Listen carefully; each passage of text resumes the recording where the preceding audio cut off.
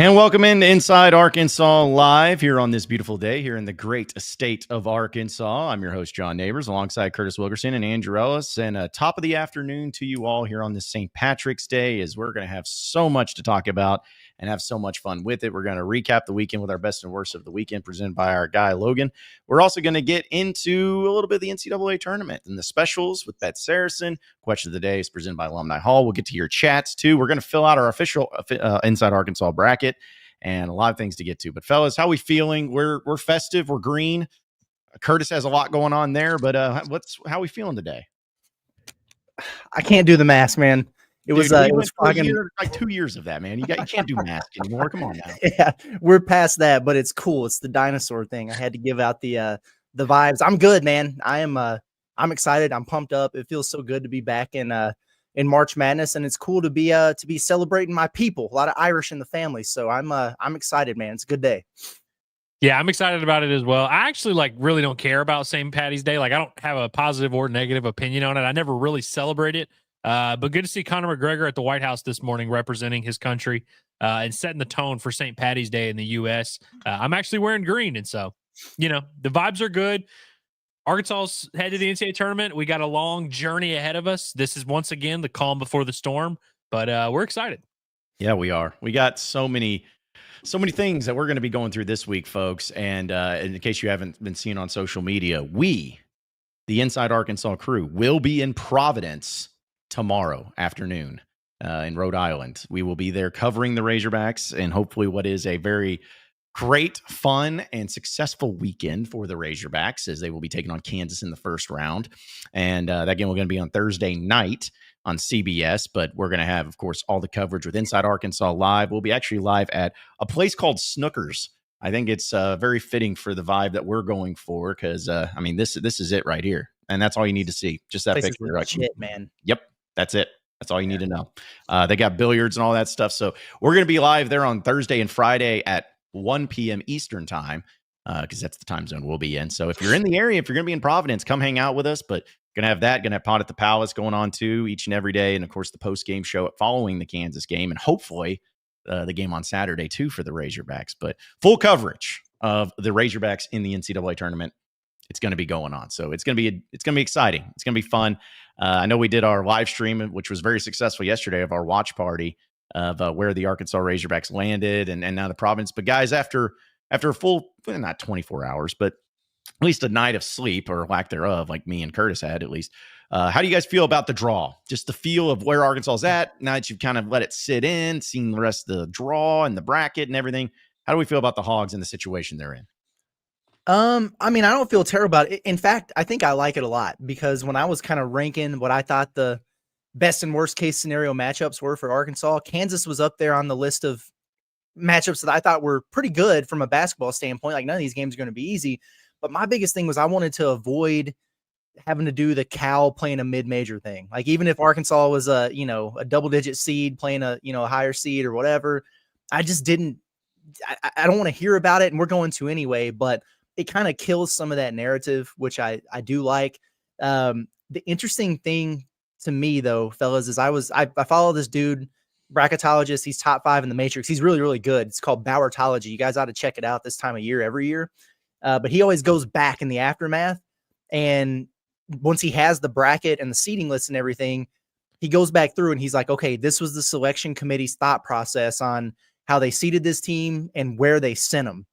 And he went through every one. He was like, based on this, they sent them here. Based on that, they sent them there. Oh, an SEC team here, so this one had to go there. Went through everything, guys. He got to the 10 seed, where Arkansas was the top 10 seed, and he goes, this is where there's no rhyme or reason to what the selection committee did. It makes no sense that Arkansas is in Providence. They should have been in Cleveland because of this and that and this and that and the other. You can't tell me that the selection committee didn't see the potential there with John Calipari and Bill Self and Rick Pitino all in the same place, and it didn't impact their decision. I'm cool with it, but I think it's hilarious that these people who kind of do this for a living are like, this doesn't make any sense, but we don't hate it. Yeah, I'm cool with Arkansas's draw. I mean, sure, I would like to play 3 cupcakes, have a nice little cakewalk to the Elite Eight, but you're not really going to get that no matter what seed you are. And ultimately for Arkansas, I mean, you're a 10 seed that was, we think they were pretty safely in the NCAA tournament, but it's not like they deserved the easiest possible draw or anything like that. And based on how it played out, based on the available options, I'm cool with it. From a travel standpoint, I feel like the NCAA, one, of course, likes the Rick Pitino thing, likes putting Calipari, all that together. I also think, like, with Arkansas, they're one of the fan bases you don't have to worry about. Like, they're going to travel no matter where they go. Fan bases, you're really thinking, oh, what will be good for this fan base? What will be good for that fan base? Hog fans, you don't got to worry about them because, like, they're going to travel. They're going to spend their money no matter what. But ultimately, like, as a sports fan, if you could schedule a game for your team at any given moment, you want to play the best possible brand, the best possible team that you think you can beat. Sure, you'd like to beat Duke, you'd like to beat Kentucky, but it's like, you really want the best team that you can possibly beat. And so I think Arkansas can beat a lot of teams, and I think Kansas kind of fits that criteria of a big brand, a notable name, kind of sounds cool, but we think we can beat them. And so I think this first round matchup kind of checks all those boxes for Arkansas fans. You would rather have maybe the easiest team possible, but would it be the same if you beat, North Dakota State in the first round? Would it have the same feel to it as if you go out there and beat Bill Self in Kansas? I mean, I don't think so. And especially because it's so funny. I felt like Arkansas and Kansas didn't play each other for so long, in basketball. And then suddenly in football and in basketball, it's like, all right, just a bunch of Kansas and Arkansas matchups. Of course, we know the NCAA tournament from a few years ago when Arkansas beat the number 1 seed and defending champs, Kansas. They had the exhibition game then in football, but it just seems like there's some familiarity too. And that's what I think is an interesting factor, because so many times in the NCAA tournament, we see these random matchups of coaches going up against coaches that they haven't faced each other often, maybe new coaches at new schools, whatever. But you're talking about two coaches that are both Hall of Fame coaches that are going up against each other, that have gone up against each other many times. I mean, not just for exhibition games, but when Cal was at Kentucky, it seemed like every year the SEC Big 12 Challenge was, hey, we got to put Kansas and Kentucky together, because that's just the way it is. And so even though there's different players and they did play each other in the exhibition this year, you're talking about two guys that are very familiar with one another and the way that they approach the game and how they coach. So that's what I think is going to be fascinating, where, you got to have talent, you got to have the guys out there on the court, but you also got two coaches that are going into this kind of knowing a lot about the other, to where the coaching decisions, the coaching matchups, the substitutions, everything going into as far as the coaching landscape is going to be crucial, because both these guys, if again, you want to have any sort of advantage you can get, but both of these guys know each other very well. Well, how often do you have first round NCAA tournament matchups between coaches who have each beaten each other in a national title game? I mean, that's crazy, man. Because 2008, Bill Self got Cal at Memphis, and then Cal returned the favor in 2012. That's nuts. And I can't believe I didn't connect those dots until Cal mentioned it on his press conference yesterday. But yeah, it's so wild. And there are weird parallels between these two teams too, from the standpoint of, having high expectations kind of for different reasons. And then, maybe not meeting those. We hear so much about Arkansas and, just, all the NIL or whatever, and you lost all these games. What's going on? But I don't feel like enough people are talking about the Bill Self situation here. 12 regular season losses, the most he's ever had at Kansas. 9 Big 12 losses, the worst he's ever had, the most he's ever had at Kansas. It's the lowest seed he's ever had in his time at Kansas. And this was a preseason number 1. I mean, Arkansas was just top 20. They got multiple dudes back on this roster who won a national championship. They got year 2 of Hunter Dickinson. They went out and spent in the portal like Arkansas did. So it's kind of crazy to see that you got two teams here who have, Hall of Fame level coaches and very expensive rosters, who have done enough to get here, but have both kind of underachieved in a way. But I got to tell you, I kind of feel like, and it doesn't mean that Arkansas is going to win the game, but they might be trending upwards, whereas Kansas seems, maybe not in that spot. So I'm really, really intrigued by this. I can't wait to get there and get in the arena on Wednesday for like media day and practices, and just kind of I love doing the vibe check and seeing what it's all about in there. Yeah, I think that's what's cool about this opportunity for Arkansas is, one, it's a game that, there's some confidence in this matchup. It's one that, not that you ever really have an easy matchup in March, but one that you feel like you can win, especially as a 10 seed, as a lower seed, one that excites you from that standpoint. But it also is just going to feel like a big game. It's going to have that big game feel with these two, legends of the sport coaching there. There's going to be a lot of eyeballs. And so even though it's a 7-10 matchup, it's going to feel way bigger than that. And that's kind of par for the course with this Arkansas team. No matter what they've done this year, good or bad, they have a lot of eyeballs on them.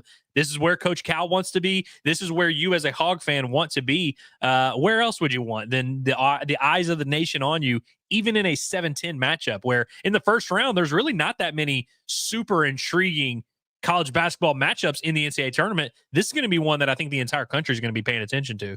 Oh, yeah. I mean, the names alone are there. And for those of you who are curious, because I know, by the way, we have a bracket challenge at Inside Arkansas. So go to ESPN.com and just type in Inside Arkansas official bracket challenge. You'll find it there. Or you can just follow the link on our social media. The password's Hogs by 20. Might as well be consistent. That way it doesn't confuse anybody. But as of right now, Kansas is favored, according to BetSaracen, by 4.5 points in this game. So for those of you feeling that might be the case or what it's going to look like, we know Boogie Fland is going to be available.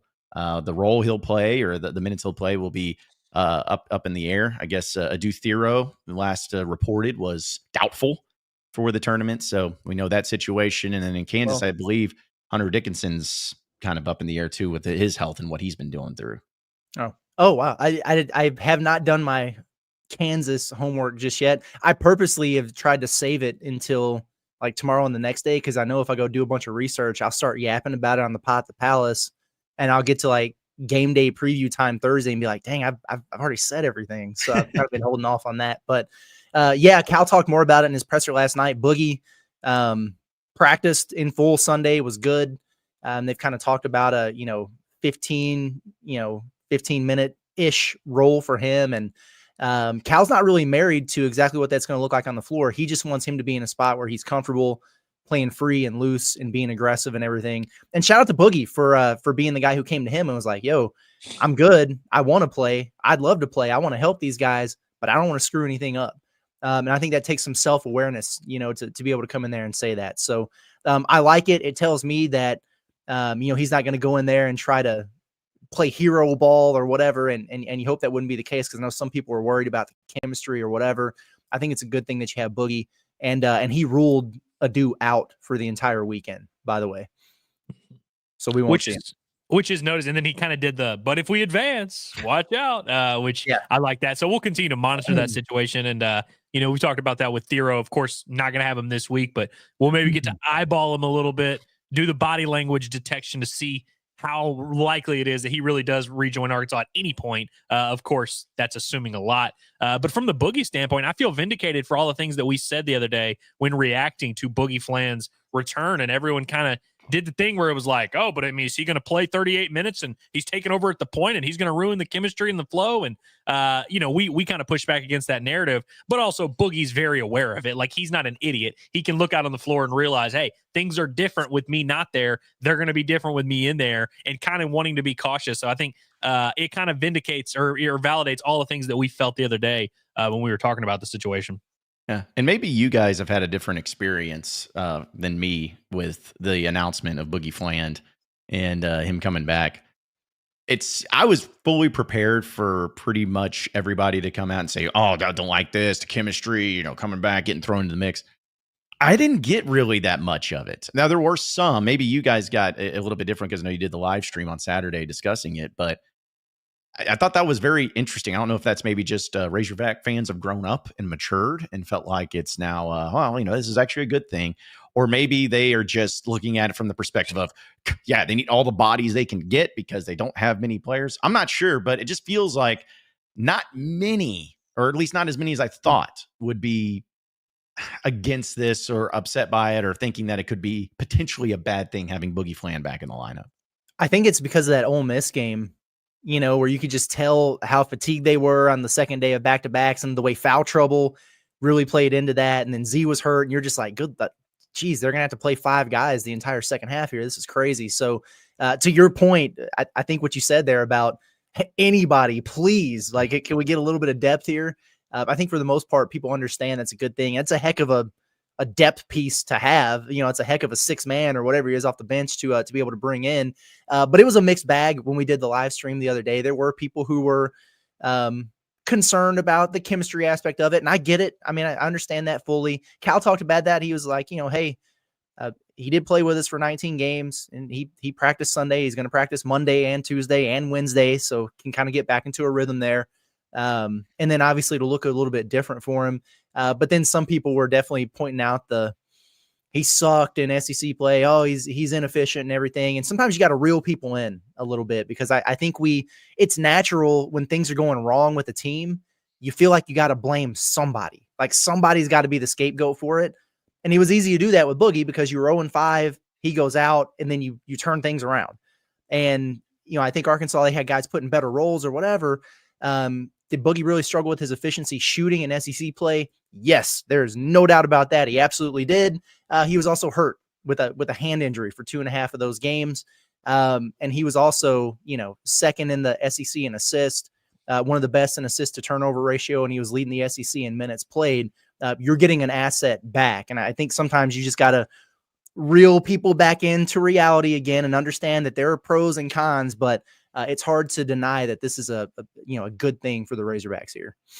Perhaps Curtis and I just did such a good job of articulating it that people kind of changed their minds. But no, I agree, John, that it wasn't as overwhelming as I thought, because I really did expect that to be like the majority, and it really was just probably a smaller percentage of fans that were kind of worried about it. But I think to your point, Curtis, you're not in a position to be picky about rotation pieces at Arkansas right now. I also think with this team, there's just a better overall vibe. Whereas when Boogie left the lineup when they were 0-5, there was such a bad vibe, and everyone was kind of looking for something to believe in that could turn the team around. Right now, I think people are honestly just trusting what this coaching staff has going on, the chemistry that's already been found on the floor with the team, and all these guys that have stepped up in these different roles. I think a lot of people understand this is just a very different basketball team from top to bottom than it was 2 months ago.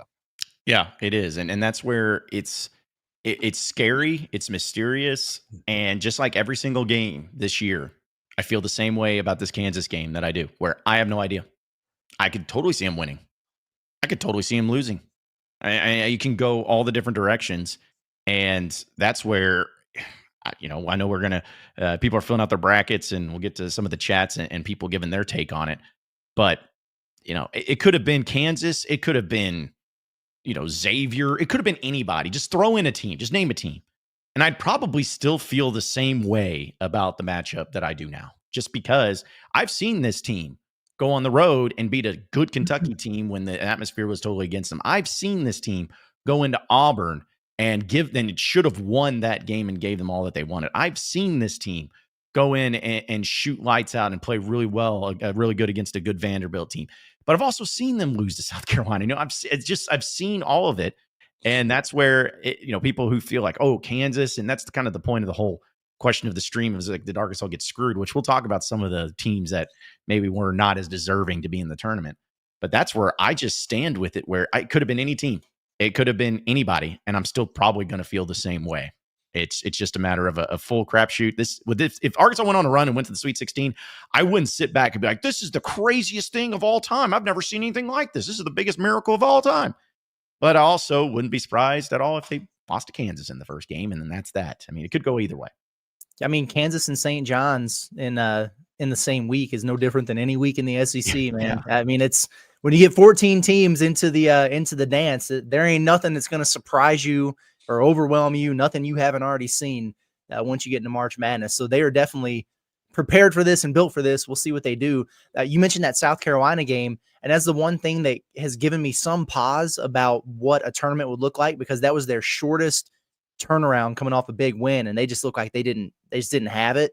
But I feel better about that now after seeing them at the SEC tournament, right? Like you got that win over South Carolina, and it was closer than it needed to be, but then you turned around 24 hours later and you played a team that's a 6 seed to the buzzer, right? And you were going through it at that point with the foul trouble and the injuries and everything.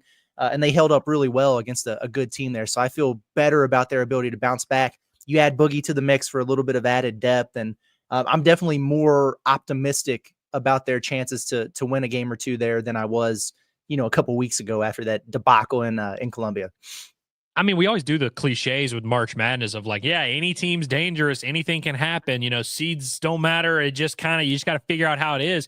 That's what's cool about this Arkansas team is they've kind of epitomized that all year. We've never gone into any game, road, home, neutral, off a win, off a loss, whenever. We've never gone into a game truly knowing what version of Arkansas we were going to get. We never had confidence and it's not like we thought they were going to lose every game. We just never knew. And this NCAA tournament is no different. We have no idea what this matchup's going to look like. And so again, you say all the cliches. Yeah, you just never know. With this Razorback team, you really don't know. And we're going to get to see them in a brand new setting. Like you said, Curtis, you felt confidence about seeing them play in the SEC tournament.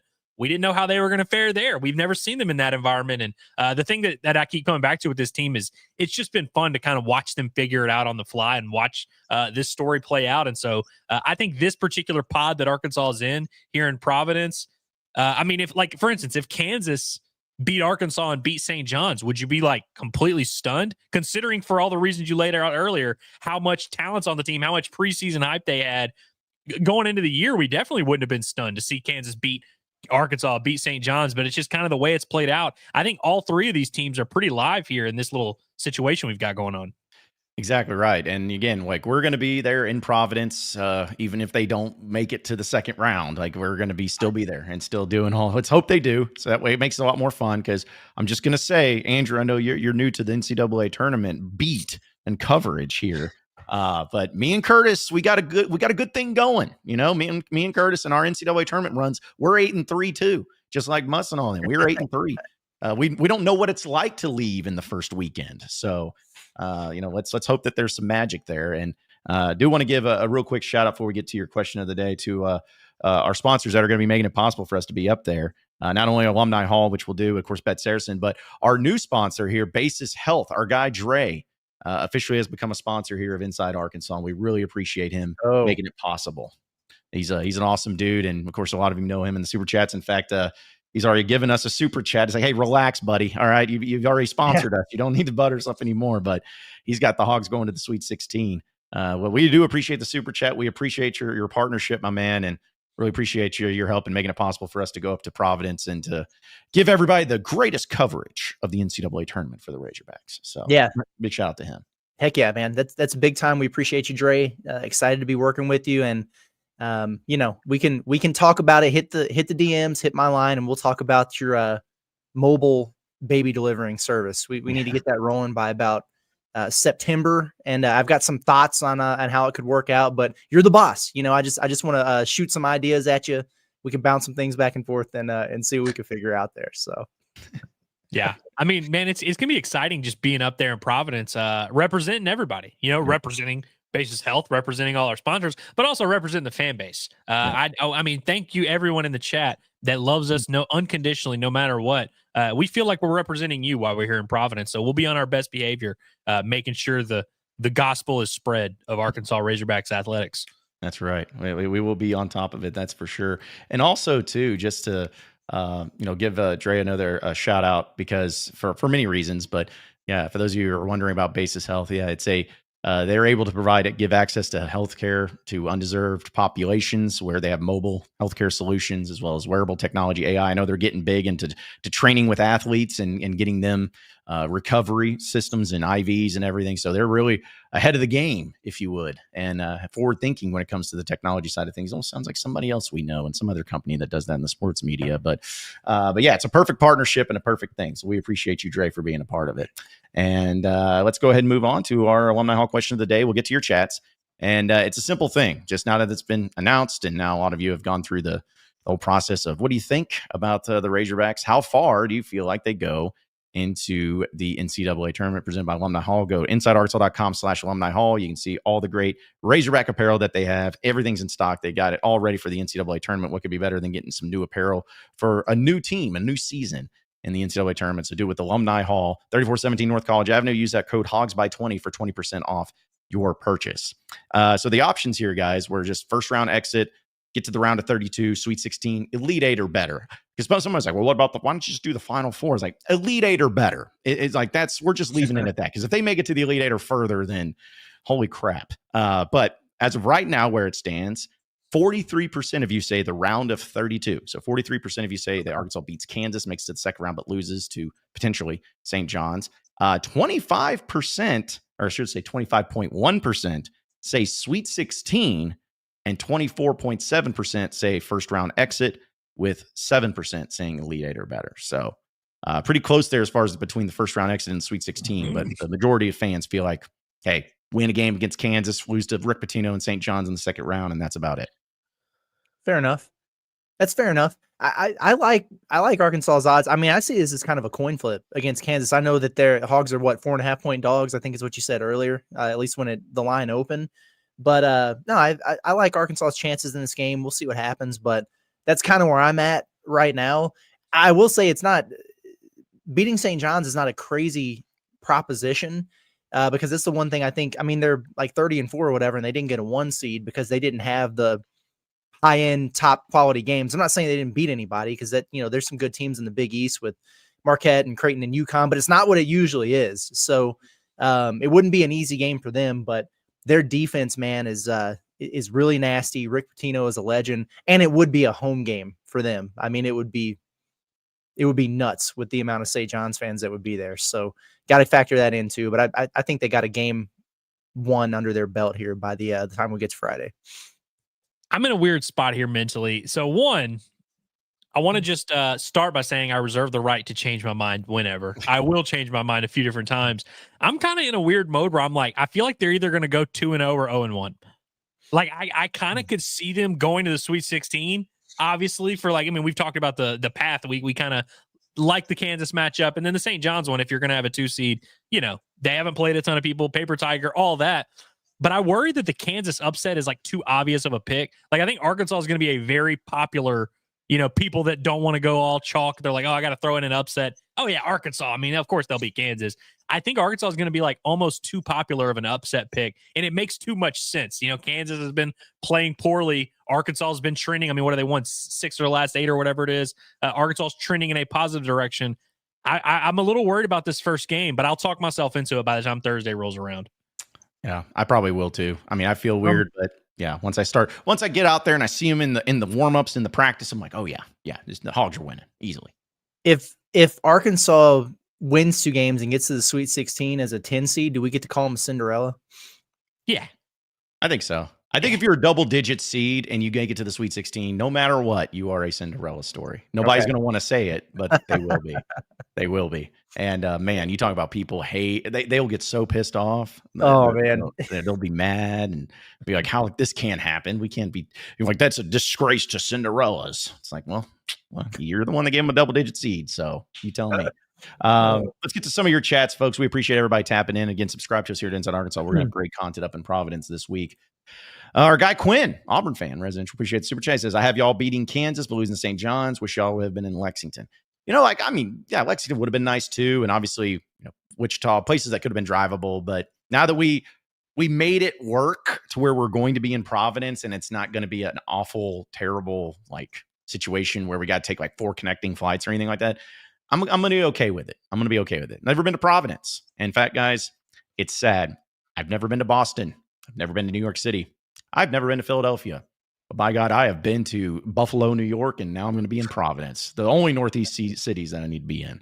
The smallest state in the U.S. I think it takes less than an hour to drive across it or something. It's going to be pretty cool. I guess we're close to water, and I don't know. A lot of people have been suggesting the seafood or the clam chowder or whatever. So I'm really excited about this, man. It's just going to be a different experience. I could just tell by just looking at the the photos of our Airbnb and everything. It's just a neat place, man. It's going to be different than anything we've ever really experienced. So I'm super pumped for getting over there. And Quinn, it would have been cool to be in Lexington too. We'd have been excited about that. I'm glad to see that you're in here. And John's going to pull up a chat in a minute, and I'm probably gonna make you mad when I talk about it. But just know that I love you, man, and pulling for you when you guys get over there. But that's right. I don't know how long it's going to last, bud.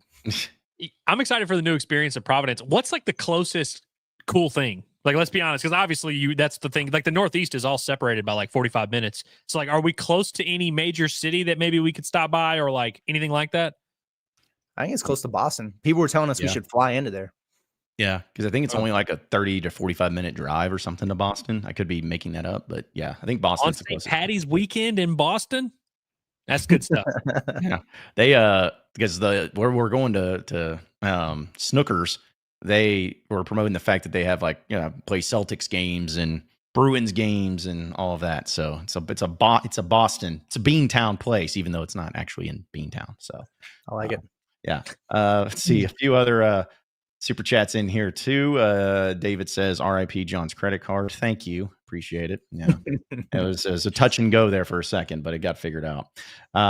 Let's see. Also, Evan says, "Need some help." Louisville, Creighton, UConn, Oklahoma, Mississippi State, Baylor, Gonzaga, and Georgia.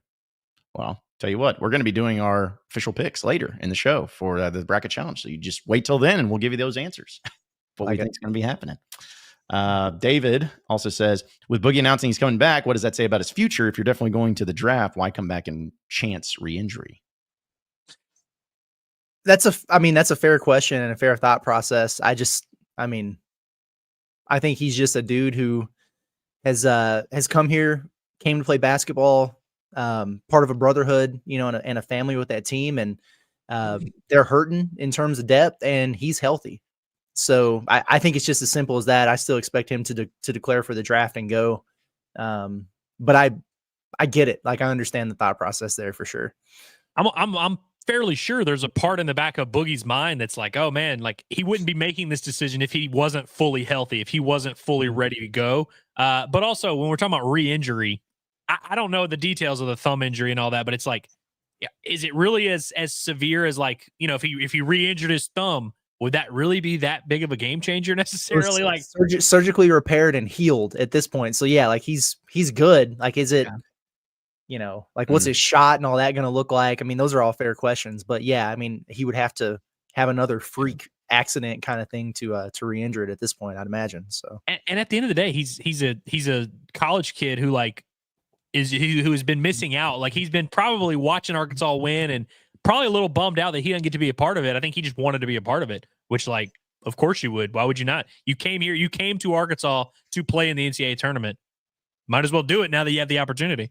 Yeah. I can't wait for him to like ball out and be the difference in why Arkansas goes on this run. It's going to be great. It's going to be fun to see how it all plays out.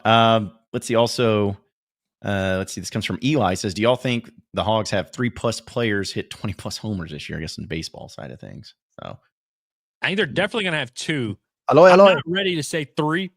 Although I don't know. I mean, Cahillo for sure. I mean, he has more than Bryn Iredale at this point.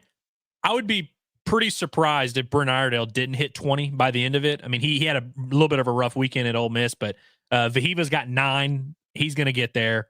I think they'll get 2 for sure. And I mean, yeah, I think Cahillo's probably going to be close just mathematically. He's probably on pace. Yeah, just get some more Hawaiians and Australians, and that's all you need to hit 20 home runs. Our guy Dre any island, just pick that's them up. Right, all the islands. Our guy Dre says, I've suddenly become a huge Omaha fan. I think everybody will be for Razorback fans. Yeah, I've enjoyed following that team this year. They're the ones that they win games and they beat the hell out of the trash cans. Like, their coach will come in there and he'll be dressed like a WWE guy or something. The elbow drops a trash can. It's like their bit. So cool. Hey, that's what makes the tournament so much fun. Also, Dre says, does ESPN still have us as a 50% chance to make the tournament? No, I think that they've maybe increased their odds a little bit. Yeah, I mean, if that, it's crazy. It's uncanny.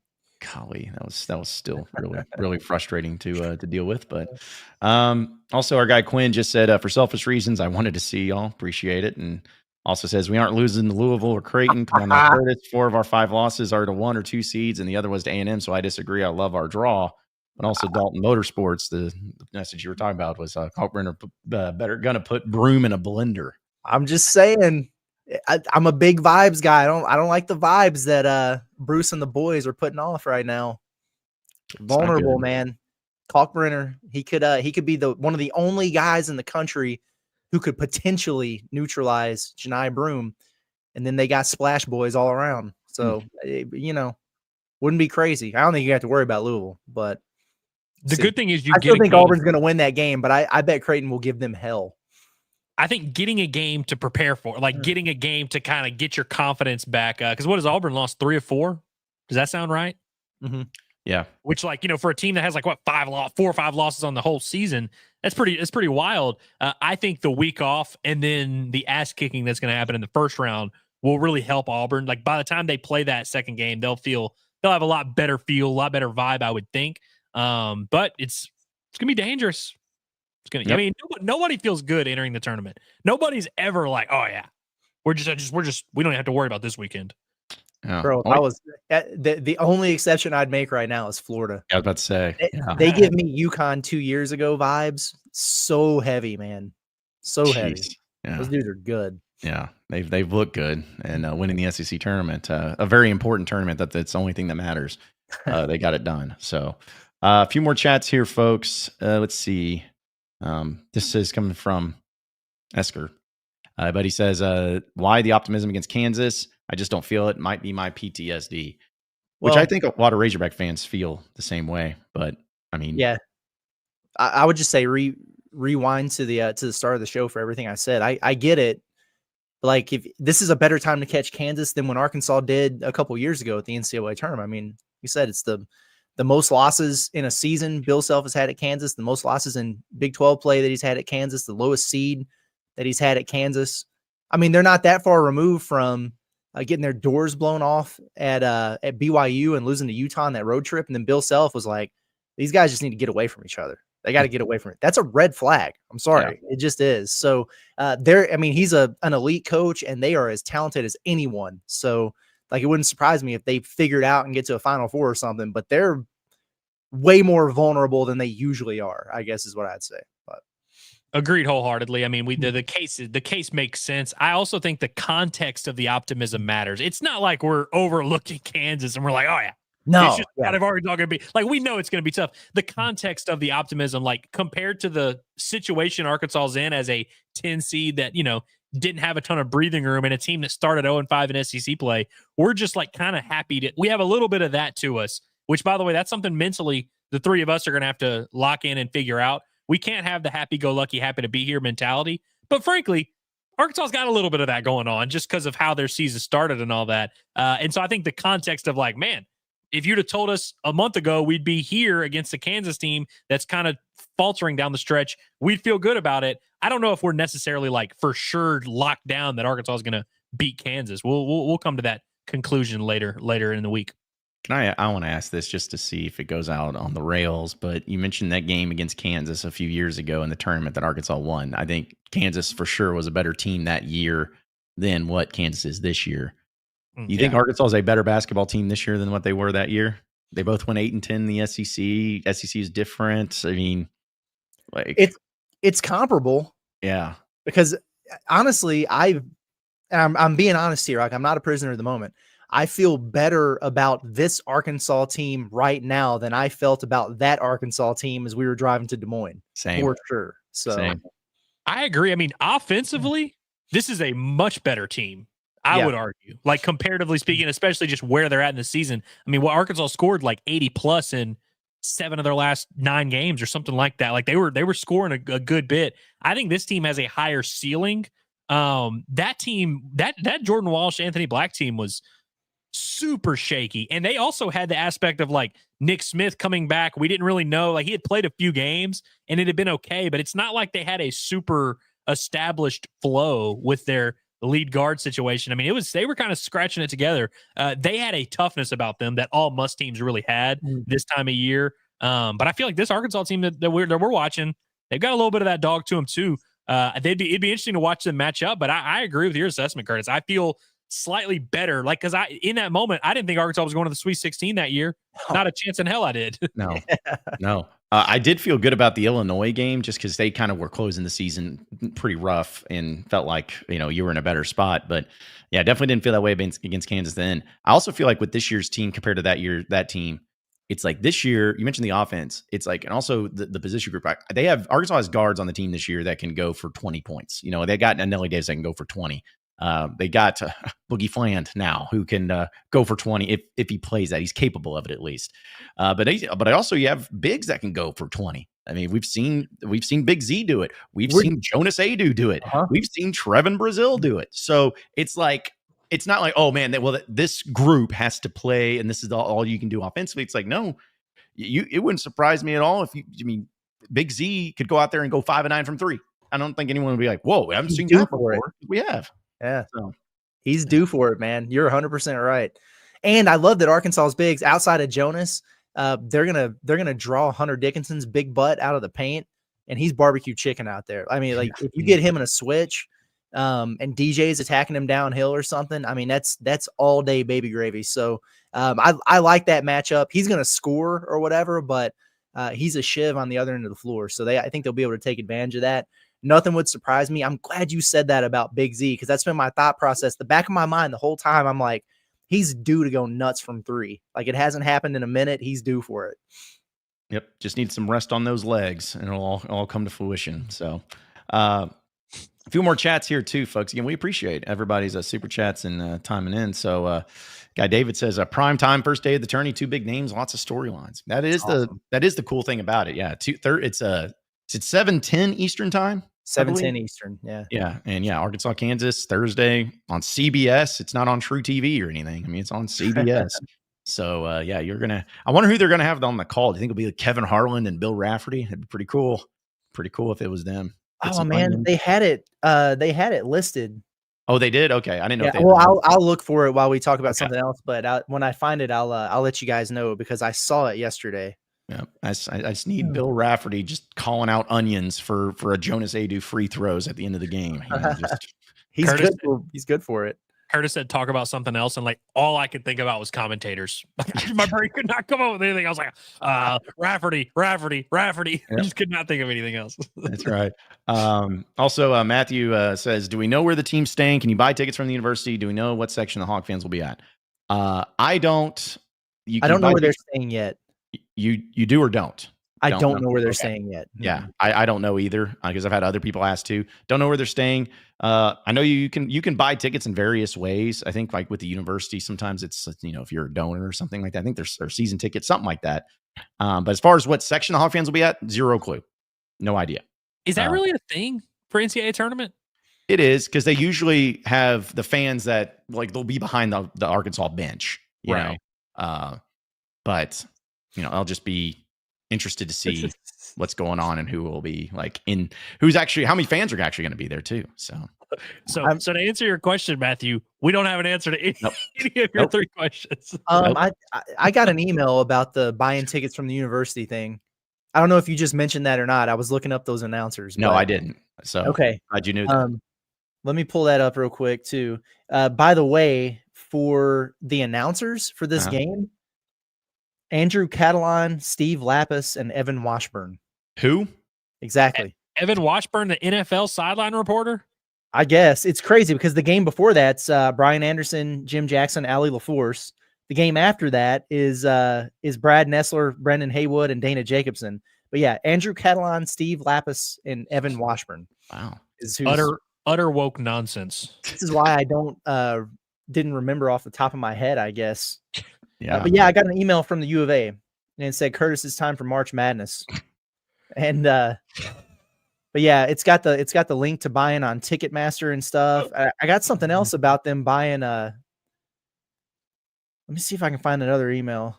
Sorry. I love the Curtis, it's time for March Madness. Yeah, it's literally what it says. Curtis, it's time for March Madness. I'm like, all right, cool. Thanks. Yeah, I got 2 of them. Maybe it just sent to my other one there. Yeah, I don't know. We can talk about something else if you find it. But also, where was that other chat that I was going to bring up? I just like this from our it's Sweet AR Gal. Yeah, but Sweet Arkansas Gal, whatever it is. They just want you to know I'm praying for your safe travels. Make us proud, guys. Jane. Oh yeah, we appreciate that, Jane. Yeah. Yeah. By the way, speaking of chatters that we love, Mark Arnold says that the team is staying at the Omni Hotel. Oh, okay. There you go. Was it Mark that was asking about it? No, it was somebody else. But I actually, it's funny because that was when I was looking at the maps and seeing where things were at and trying to find places to do the shows from and everything. I saw the Omni there that was kind of close to the arena. And I'm like, oh, I bet you somebody's staying there. Maybe all the teams are staying there, but usually the Omnis are places that are massive hotels with a lot of stuff going on. So there you go. That makes sense. Yeah. I mean, there's always a lot going on. That's why they call it Omni. That's right. Yeah. I found that email, by the way, and it's I'll just read it to you guys real quick, but it says Razorback Foundation members and men's basketball season ticket holders can request NCAA men's basketball tournament tickets on their Razorback Ticket Center account. The deadline to request those tickets is 5 p.m. Central Time, Monday, March 17th. Fans who have already completed their postseason ticket request do not need to take any additional action at this time. Ticket requests will be fulfilled based on 2024 membership level and priority plans. Fans will be notified on the status of their ticket order no later than Tuesday, March 18th. For University of Arkansas students, an extremely small quantity of tickets will go on sale through your Razorback Ticket Center account at 8:30 a.m. Monday, March 17th. The tickets will be sold on a first-come, first-served basis. There you go. All right. So now there you go. One of your got questions. 2 hours if you're a Razorback Foundation person. Yeah. Seriously, you got to get on it if that's the case. But wait till after the show. You got time till after the show's over. Our guy Derek Garduno, always good to hear from, man. Hopefully you're keep on keeping on. But might be the president. How do you say that? Prednisone. Thank you. I kept wanting to say Presidone. No, it's Prednisone. I'm on, but he says that bracket reveal gave me heart palpitations. Oh man, he says, Easy, bud. thanks for helping calm my nerves. You're welcome. That's what we're here for. Hang in there, buddy. Keep going through it. I know you're dealing with chemo and everything, but keep on keeping on, man. We're rooting for you. Let's see. Also, Dakota says, did they cred you, Curtis? I think he's asking about credential. And if that's the question, the answer is yes. I got my approval for that about an hour ago. So in there. Locked in. Yeah. We'll see if I get credentialed, but nobody cares about that anyways. They didn't ask me. They didn't ask if I got credentialed. Well, I mean, come on. Also, the Cannon asked if are y'all going to KU's practice too? Yes, I am. Yeah. And we might have to figure it out. We don't have the schedule yet, but just to let people know how it works, and then also know when to expect some content, because we should be able to get a certain amount of video footage from the practices, and then typically the locker rooms are open for a brief period of time there. Usually what they'll do is let's say Arkansas will practice, right? And then Arkansas leaves the floor and their locker room is open for you to go in there and interview players. But while the locker room is open to interview players, Kansas might be out there practicing, and then they go and their locker room is open. So depending on how many of us are able to get in there, hopefully John and I are both able to get in there, and we might, I might stay out there and watch Kansas for a few minutes and then come in the locker room, whatever. We'll work it out. But the plan would be to watch both teams get out there and practice. I want to see Boogie, and I want to see what Kansas is looking like in there for sure. So that's right. Okay, so we'll get to more of your chats though, folks. But let's go ahead and jump into best and worst of the weekend, presented by our guy Logan from SCO Hogs. And of course, we talk about the highlights and lowlights, but we appreciate Logan and all the support he gives us here at Inside Arkansas. But I know we'll get into a few of these and then have some other updates too. But I'll go and start off for the best of the weekend. To me, was just, as much as I hate to admit it, the SEC tournament, I feel like lived up to the bidding. And that's one thing I was kind of nervous about. I know that not saying every game was great and everything was perfect. And now, I wanted Florida to win and I predicted. No, I'm just saying that when you're this good of a conference for really the first time ever, it's the best you've ever been. And everyone's talking about the conference tournament has the potential to be this, because the SEC tournament's never been entertaining, at least to that high level. I was a little bit, we'll see on it. And really, every single day, it ended up being great games with great teams, back and forths. You called upsets. I know they went 1, 2, 3, 4 in the semifinals and everything, but definitely had my attention, kept my attention, and set up for some really great games and some great battles between some NCAA tournament teams and even teams that were fighting for NCAA tournament spots. So to me, the best of the weekend for me, guys, was just seeing the SEC live up to the billing when it comes to their conference tournament. Yeah. It was great ball, man. And I know a lot of national folks were saying the Final Four of the SEC tournament could be the Final Four of March Madness. It ain't crazy. I mean, it really could. They're all 1 and 2 seeds. It's insane how good this league is. And I'm happy that they were, I think, properly represented in the NCAA tournament field. I mean, it's just that good. And I've always been a proponent of, the little guy and, can you get a mid-major in there or whatever? But this league is just different this year, man. And I think it really shows. If you watch any SEC tournament game over the course of the weekend and you go watch the Big West or whatever, people are like, oh, should UC Irvine get it? No, It's just, there's levels to this, man. I'm sorry. It's just kind of the way it is. But yeah, I'm with you, John, on the SEC tournament. Selection Sunday, just in general, was a big best of the weekend for me. That was awesome to be on here and do the watch along and watch party like we did. And it just hits different, man, when Arkansas is involved. And I love the drama of it, to where, you sure felt confident going into it that Arkansas is 100% in, but it's just inevitable that the further and further and further you get through all the picks, and there's just fewer and fewer games to be announced, that it's just natural to kind of be like, this ain't really going to happen, is it? And it didn't, thankfully, for Arkansas. But I thought it was really cool, enjoyed that, and happy to be back in the mix. Kind of sucks that we're all doing Arkansas things for our best of the weekend, but just kind of the way it worked out a little bit. I've got to go to the diamond for just a second here, boys. Yeah. I really hope my internet holds up, because I've got a little bit of a rant. One, I want to give a shout out to Nate Thompson, which, like, kind of a half-ass joking shout out to Nate Thompson, because I don't really subscribe to the theory that when Arkansas hits well, it's because of Nate Thompson, and when they hit poorly, it's because of Nate Thompson. I ultimately feel like you kind of just have to go out there and hit SEC pitching. Now, Nate Thompson is the recruiting coordinator at Arkansas, and so he's responsible for getting those hitters at Arkansas. But I think it's as simple as, you got good hitters, you're going to be able to hit well. And Arkansas has good hitters. Big series win over Ole Miss in baseball. But guys, do y'all remember going into the season, kind of where I set the bar? I was like, look, this team, they'll win a ton of games, they'll pitch well, all this. I just can't have me checking the conference numbers and Arkansas's 12th in batting average and 15th in slugging and 13th in this. And I just really don't want to do that. So right now, as of today, Arkansas in the overall SEC numbers, which is among 16 teams now, they are 5th in batting average, 3rd in slugging, 6th in on-base percentage, 5th in runs scored, 4th in home runs overall. So basically top half of the SEC in literally every single category, top 5 in most of them. So you feel good about that. A lot of people leading up to the season, I was scared to cite some of these numbers, because they've been this way for a while, because everyone kind of said, well, wait till you get to SEC play. And so now, of course, it's just 1 weekend of SEC play, but through 1 week of conference play, Arkansas leads the SEC in batting average in conference games. They're 2nd in slugging. They're 2nd in runs. They're 2nd in home runs. Georgia scored like 52 runs this weekend or something stupid like that. So they're kind of jockeying for position with them. But Arkansas was basically one of, if not the best offense in the country, or in the SEC this weekend. And that's really cool. They needed all that offense to win this series, something we didn't really expect. We kind of feel like this team is underachieving from a pitching standpoint. There's no doubt about that. But I think coming into the year, if you had told Hog fans you're going to be 18-2 and you were going to hit better than you pitch, I think we all would have signed up for that. And so I want to congratulate the Arkansas Razorbacks on that. Did y'all happen to see DVH's post game after, like, to the team after his little 1 minute thing where he said, we got something special brewing into the hills of Northwest Arkansas? I love that. That fires me up. Yeah.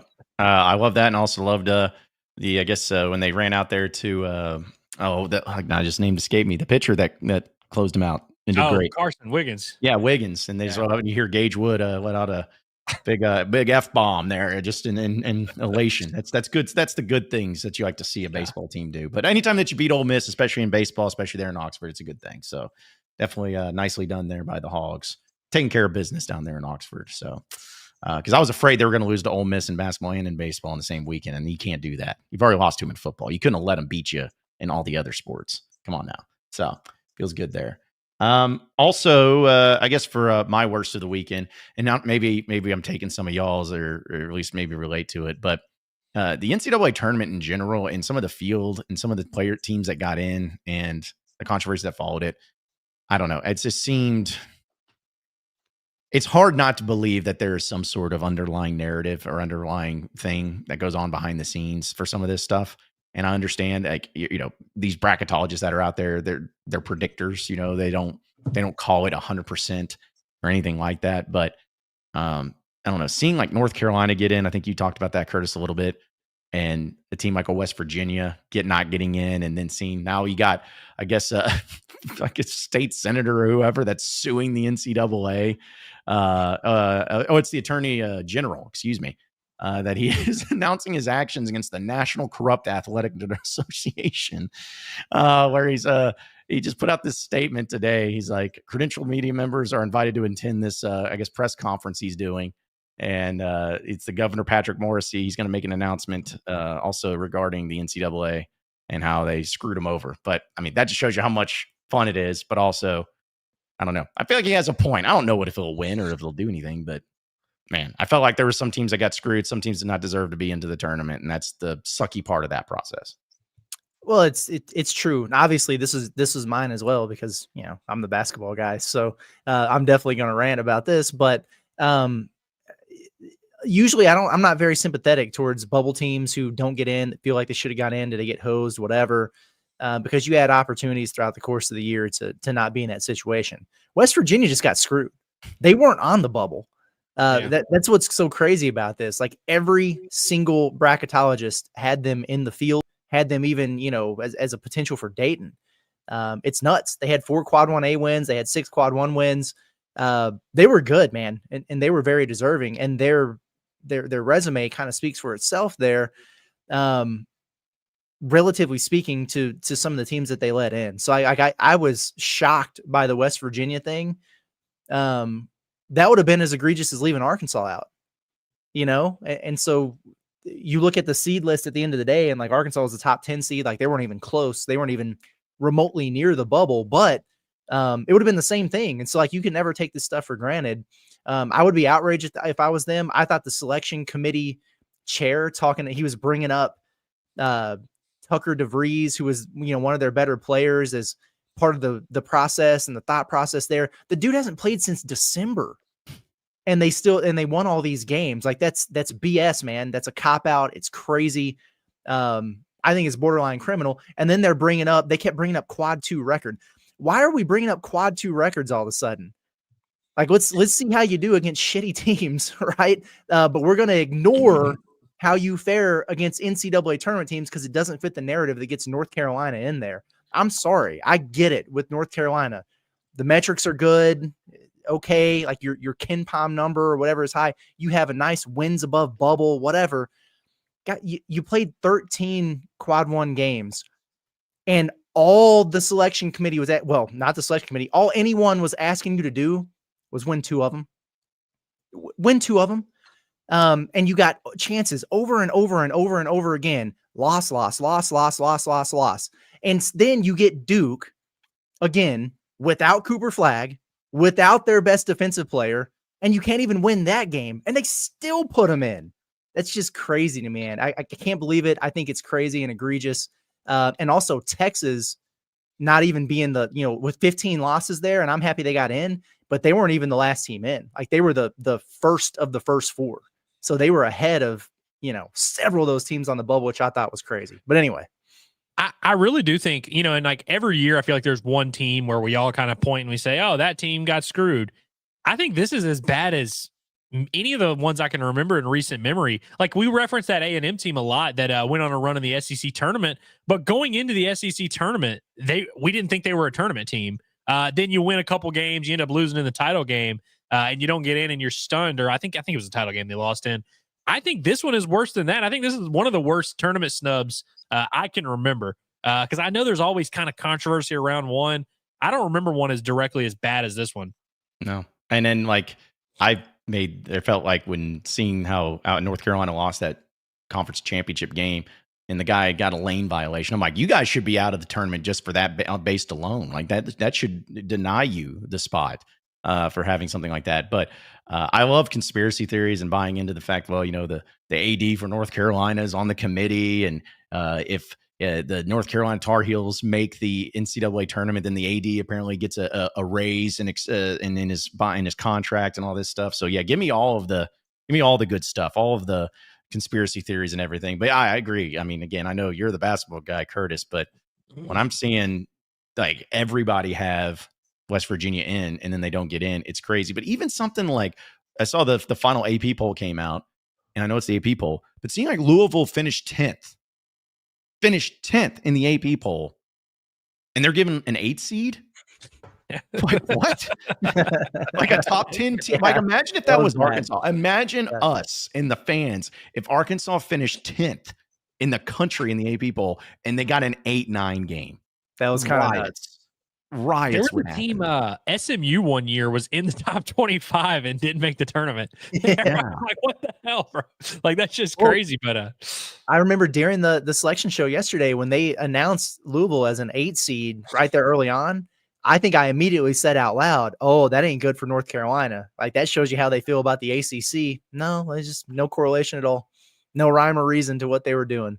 Yeah. I mean, having the North Carolina guy running the committee is just brutal. Like it really is. And I mean, Yeah. like, I mean, it's sad, and I don't want to draw too much attention to it, just because I mean, it's one of those things we all just have to accept that like a straight up fallacy just took place for a very obvious reason, and we're just all going to kind of accept it and watch the tournament because that's what we do. Yep. I'm for my worst of the weekend. I've got to bring us back to Fayetteville for just a moment. Did y'all see what happened on the other diamond this weekend? Yeah. The Bogle Bombers. Now, look, there's no shame in losing to, Oklahoma softball's a freaking wagon. They win the title every single year. They are clearly the standard in college softball. Awesome crowds at Bogle. They get swept, including in a doubleheader on Saturday. It's really tough to get swept in a doubleheader at home. You really don't see that happen. Obviously, again, when you're playing Oklahoma, it's easy to get swept no matter what the circumstances are. But it just kind of took the wind out of the softball vibes a little bit. I've spoken about them a few times during this very segment on the other side. Ultimately, if they end up making a run, going to the College World Series, we'll be all, I won't care at all if they got swept by Oklahoma. But we keep waiting for this program to break through. I thought this weekend was going to be like their coronation. Was going to be kind of their announcement. Hey, we're a problem in college softball. You lose a series last week at Ole Miss. Now you get swept. You're 1-5 in SEC play after they were up in the top 10, like not that long ago, like 10 days ago. So a little bit of a bummer for the softball team. I was a little disappointed. Yeah, I was too with that. I've been kind of looking forward to on the periphery that series happening, but is what it is, man. I need to quickly add myself to the, I don't know, worst of the weekend, I guess wouldn't apply. Worst of the Mondays here, because people are going to get mad at me for this, but I want to get out in front of it now. UCA guard and Farmington native Lane Taylor has entered the transfer portal. That's a no for me, dog. Yeah. Sorry. I absolutely love that kid, man. He's electric. It would be a sweet story. I don't think he's going to help you in the SEC. Right. He shot sub 40% at UCA. Right. Like, what do you think it's going to look like? Who's he going to guard? I mean, there's a lot of questions about that, how that would translate to the high major level. I would love to see him go to another mid-major somewhere and just absolutely ball out. Like, dude, go to Arkansas State or, somewhere like that and ball out, and I'll be rooting for him, man. And it's not a disrespect at all to his game. I just, where Arkansas needs to be headed, I don't know that that's the move that would get them to where they want to be. So if people get mad at me for that, I get it. I understand, but I'm just going to have to go ahead and get out in front of it and say, nah. So I love Lane Taylor too. I love him. I agree. Like I don't really think that's, and I agree with your stance that for him, it doesn't make sense to go to Arkansas. Go somewhere where you can take 15 shots a game, go somewhere where you can let it fly, put up a bunch of numbers, which he's going to do. The dude can hoop, no doubt about it. But I think, like, I'm glad you said that. Cause I mean, okay, good. I understand why everyone's going to be excited. Shout out to Farmington, by the way, as a Farmington resident myself, I know hoopers from Farmington. But I think we should just let the story play out somewhere else. Yeah. Well, and the only thing I'll add, and because I agree, but the only thing I'll add is there's nothing better than seeing in-state kids go to play for the Razorbacks and be awesome. Like there's, the Darren McFaddens, the Corliss Williamsons, the Bobby Portises. Like it's awesome. It's cool. It's great. Everything. But it's also where it's like for Cal and everything, it's a whole nother level, of the type of player you need to be. And I feel the same way you could say about Van Horn in baseball right now. Because Van Horn, I've talked to former Hogs, like my guy Tyler Spoon, love Tyler Spoon, but he's admitted to me, he's like, if I came out and played right now in high school, he's like, I wouldn't even get a sniff at Arkansas, just because that's where the expectation is for their individual talents of players. And it's kind of the same thing for Cal. Nothing against them. It's just you only got, I guess, 13 scholarships, or depending on if Cal wants to use all of them. But you only got so many spots, and there's a standard that you have to meet if you're even going to get one of those spots or even get looked at one of those spots. So, but I'm with you. That's just the way it's going to be. But how people are, they love themselves an in-state kid and a story, but I just don't think this is going to be one of them. I'm glad I'm not on an island because. And I don't think like we're gonna get too much pushback. I mean, listen. Well, we were getting it around that game. Yeah. I just remember on the post game and everybody was on that, and I was like, "Look, guys, I don't know." And some people were mad then, but maybe reality set in here. So yeah, I mean, it may be a cliche to overlook the 5'11" white boy, but I'm overlooking the 5'11" white boy from Farmington. I'm sorry. Like, I'm sorry. Yeah. All right. We're gonna get to some of your chats too. We'll get to our official NCAA Tournament Bracket Challenge, which you got to join, folks, on ESPN.com inside Arkansas. You can enter in with the code HOGSBY20 for some cool prizes if you win. But here's the thing. First off, go to BetSaracen because it's the NCAA Tournament. You're going to win some money, and you want to do it with BetSaracen. They have all the specials going on for the NCAA Tournament. You can download the app on your iPhone or on your Android. You go to BetSaracen.com. One of the specials I actually do like, but it's kind of funny because I don't think it's going to happen, but they have 4 SEC teams to advance to the national semifinals at plus 3,000. So if you think the SEC is that good and they're going to have 4 teams in there, you can bet on that right now. So who knows? I don't think it could happen. It could happen. But when you got 14 of the 68 teams in the field, that's a lot pretty of good odds. Yeah.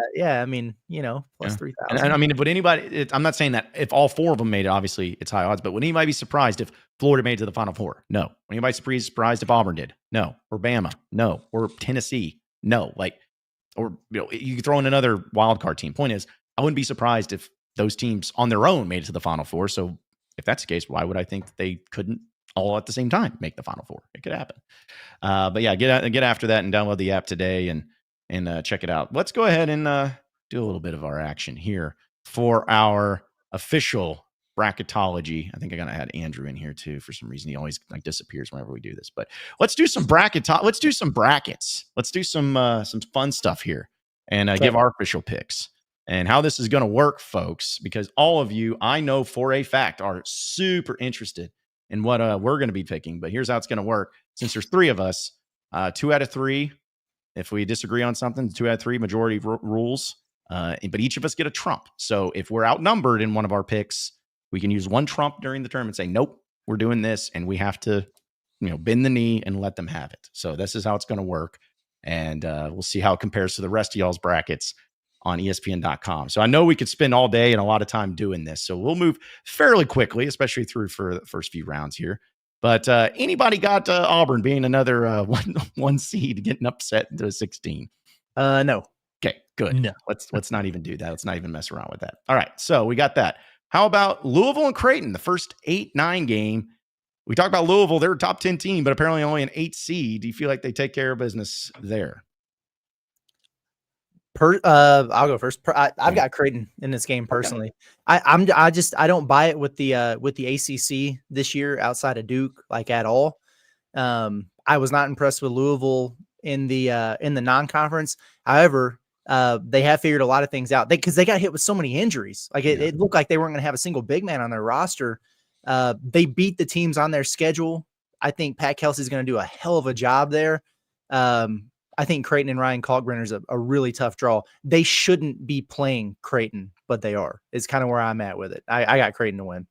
The way I view it a little bit is that I feel like Louisville kind of all year has been just a team that's overachieved. If Louisville had missed the tournament this year, nobody would have held it against them at all. It's kind of like it's impressive that they got here, that they were able to have such a good year and a first-year head coach. Credit to them. I feel like Creighton is almost overqualified for this spot. Whereas a Creighton team that's been in these tournaments a ton, I mean, they pretty much go to the tournament every year. I feel like there's just some continuity there. The Kalkbrenner kid's a monster. He's a large donkey. Good, man. I just kind of I love the teams this time of year that have just been there a ton. The programs that are used to be, and obviously Louisville, it's not like Louisville's a complete stranger, but in recent memory, they kind of are a stranger. And so I think that tournament experience kind of helps a Creighton team. So you're going with Creighton? I'm going Creighton. All right. Well, I was going to go with Louisville, but 2 out of 3 majority rules in that one. So, all right. How about this 5-12 game? Michigan, UC San Diego. You got Michigan, or are you calling upsets? I'm not going first this time. Okay. I'm going to take Michigan here. I think this is going to be an obvious. This is 5-12, right? Yep. This is kind of the one where your buddy at the water cooler who thinks he's a basketball genius is like, dude, you might not know about this, but UC San Diego, dude, I'm telling you, They're a team to watch out for, and he's accurate. But like, I think it's almost too obvious of an upset pick. I think Michigan's got the 2 big men, and that kind of makes them like not upset prone or like what's the term I'm looking for? What's Proof. the opposite of prone? Upset proof. Thank you, Curtis. It doesn't make them upset proof, but it's like, in my opinion, I'm just like, dude, you get Danny Wolf in the middle dropping dimes. Like, I don't know if they're going to be the team that gets got by a small squad. So many, how sometimes I'll say something, you'll be like, I always feel good when I hear Curtis make my point or whatever, and I know we're lined up. That's how I feel right now, man. A lot of people are going to do the UC San Diego thing, and I get it because they've got just a great record and all that. This is a different level that they're getting ready to face. Here are reasons why people are going to say it. I'll go ahead and spoil it for everybody. UC San Diego hits like 11 threes per game, so they can shoot it. And Michigan turns it over like crazy. So you think about that and you're like, oh, it could be right there. But for all the reasons you said, I'm all on Michigan here. UC San Diego is very undersized, and Michigan runs their stuff through the 2 7-footers there. People were fading Michigan for a minute. Then they woke up and they just went and swept the Big Ten tournament. I don't think that they're going to get caught here. I do not see that happening for Dusty May. Boys, wait, I have to interrupt. We have a Louisville fan in the chat that took exception to me saying that Louisville is a stranger to the tournament, which, by the way, I literally said. I know Louisville historically is like great, but yeah, you have a first-year head coach. You haven't been in the tournament in 5 years. Like, yeah, you are a little bit of a stranger in this particular matchup with a Creighton team that's been there every year. Peyton Siva ain't walking through that door, kid. What are you talking about? Hey, my guy, we know all about Louisville's recent history. Kenny Payne's on our staff now, bud. Right. We get it. Like I said, you're in a much better situation now, for sure. It's no disrespect. I just feel like if Louisville was properly seeded, had picked them to win a game here, I just think Creighton's a tough matchup for them. Personally, hell, what do I know? Yeah, I'm going with Michigan. Okay. Just straight up with it. So for A&M and Yale, I'll go first on this one. I have Yale winning. That's my upset.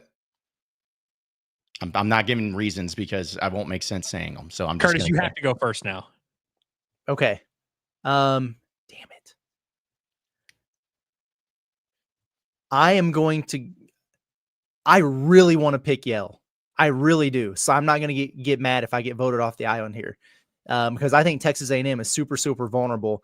It would be crazy to me for Yale in back-to-back years to knock off an SEC team in the first round like that.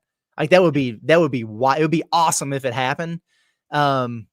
I, spoiler alert, think either one of these teams is going to lose their next game anyway. So I'll go with A&M here, and I'll put the pressure on Ellis to be the tiebreaker. Yeah, I'm the Yale guy. Let's go. We're 100% going Yale here. I love it. I was going to wait, and I was thinking about it. I was like, man, maybe Curtis will trump us. But no, I'm not like crazy confident in this. I know this is a little bit of an obvious upset pick because A&M is the shakiest 4 seed of all time. Might be the worst 4 seed that's ever graced this tournament here. They're like built in a lab to get upset in March. Like they really are. And so it's a little bit Yale, another one again. I know the Louisville fan doesn't like it, but like Yale's a team that's been in this tournament a lot. Now, of course, A&M has as well. But like Yale is not going to like come into this matchup and need 4 minutes to catch their breath. They've been in here. They also lost to one of the Will Wade LSU teams in the tournament not too long ago. Like they're just here a lot. They have some experience. And they just, Yale's dangerous. The Ivy League plays sneaky good basketball. Yeah, well, I think I'm gonna, they always talk about the smart kids versus the dumb kids when it was Duke and Arkansas. I'm taking the smart kids versus the weird kids. I'm giving Yale. So, all right, so I'll go. Like I said, mine are just quick because this is the way I do tournaments and brackets. But Ole Miss and the playing game against San Diego State or North Carolina. I'm gonna take Chris Beard and Ole Miss. Dude's a great coach, and I think that he's gonna beat either one of these teams. So give me Ole Miss. I picked against this in my personal bracket, but I think I want to go different here. Give me Chris Beard to win a tournament game with Ole Miss, and then take a job North somewhere Carolina's else. playing San Diego State. San Diego State. I've never watched a regular season San Diego State game outside of that 1 year where Arkansas played them, but then in the tournament, I always, for some reason, have a good feel for San Diego State. I need to do some research and see if I really like them. I'm going to go with Ole Miss, but simply for this reason, I think they have a pretty low ceiling. Like, I don't think there's any case to be made that Ole Miss is going to like go to the Elite Eight or the Final Four. Agreed. Like I really don't see that. But I also think they have a pretty high floor. Like I think they're not going to do anything stupid. I think they'll be able to get by whoever winds up in this game, especially if it's North Carolina. All right, so moving on, we got Iowa State Lipscomb. I got Iowa State. Do y'all have any crazy takes on this one?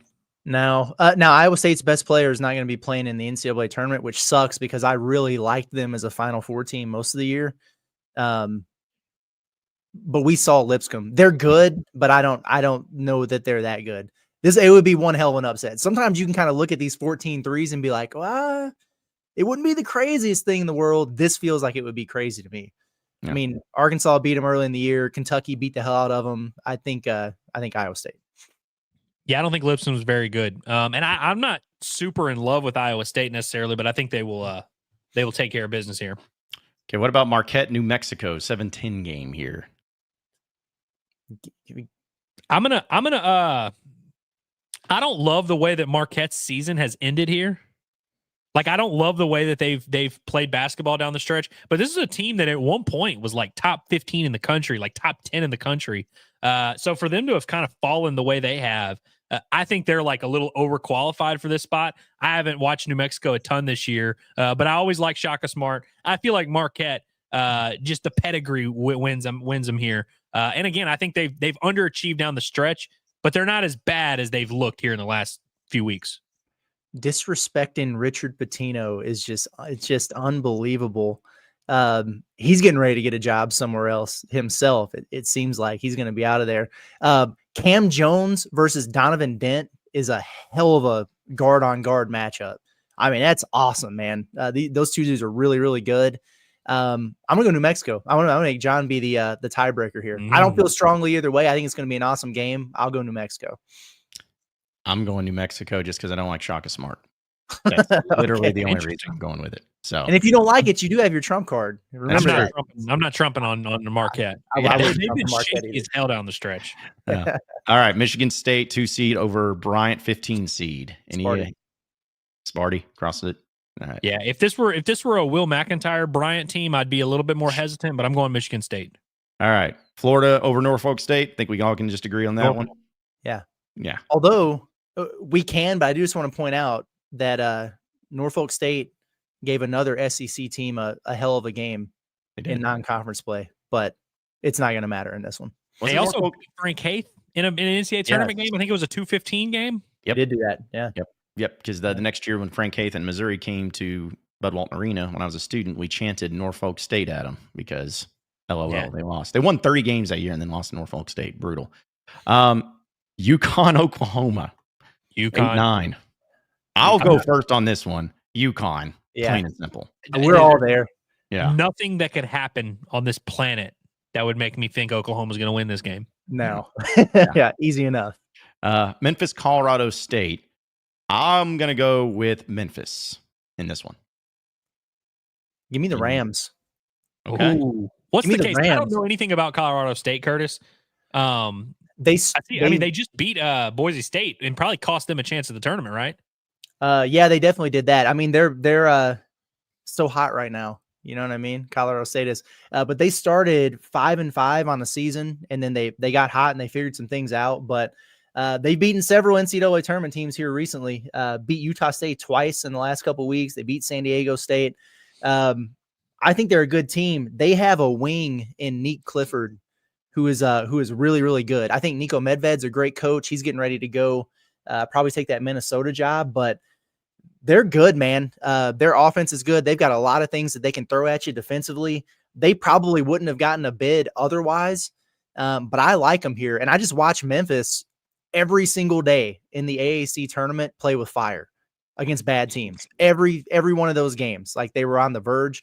They're way more talented than Colorado State is, but I think Nico Medved's a better coach than Penny. I'm gonna go with the Rams. Memphis they were bad in their conference tournament. But Tyrese Hunter for Memphis is also hurt. Oh man, I'm really panicking here. John, I'm gonna end up making you make the decision. Curtis has pretty much sold me. I don't love Memphis at all. I think I'm gonna pick them here. just because of the talent advantage. Okay. Like I feel like you should be able to just kind of roll the balls out and beat this team. But they are extremely shaky in my opinion. A lot more shaky than their record indicates. Yeah. Well, I said Memphis in my, so I guess we'll go Okay. with Memphis. So I guess damn, now I feel bad. Don't. Curtis, I don't think I'm going to trump anything in the first round. Yeah, that's how Okay. I'm saving my trump for something. I'm good. Yeah. Okay. In my personal bracket, I just want people to know I got Colorado State in the Sweet 16. Okay. Well, there you go. All right. So I was kind of tempted just now, but I won't. I'm not going to do it. All right. Well, now you got a 4-seed Maryland versus 13-seed Grand Canyon. An upset here for you guys? Give me Grand Canyon, baby. Really? Okay. Give me Grand Canyon. This was my just so you guys know, this is my bracket of chaos. This one right here. Okay. I got Colorado State, Grand Canyon, and Drake all winning. So wow. I just need you guys to give me one of them. I don't care which one, but yeah. And I feel the least strong about Grand Canyon here. Maryland's good. They got the Crab 5. They call their starting lineup the Crab 5. That's pretty good. Pretty cool. They got Derek Queen. Like they're really good. So well, I don't know where else is going to go. I'm going with Maryland just because I like turtles. So I don't see a ton of weakness out of Maryland. Like that's what I'm having trouble with. I like Grand Canyon. You don't have to tell me that's a basketball program. They've been in this tournament a ton. They're good. I can get behind them being like a very live underdog. I don't really see the like deficiency for Maryland where I'm like, oh, that's how they'll beat them. But I also haven't looked that hard. Curtis, I need you to guide me here. Give me one sentence. Take the Terps. Take the Terps? Take the Terps. Okay. Well, that's what I wanted to do, but I didn't want you to be mad at me. That's okay. I didn't let you do your upset last time.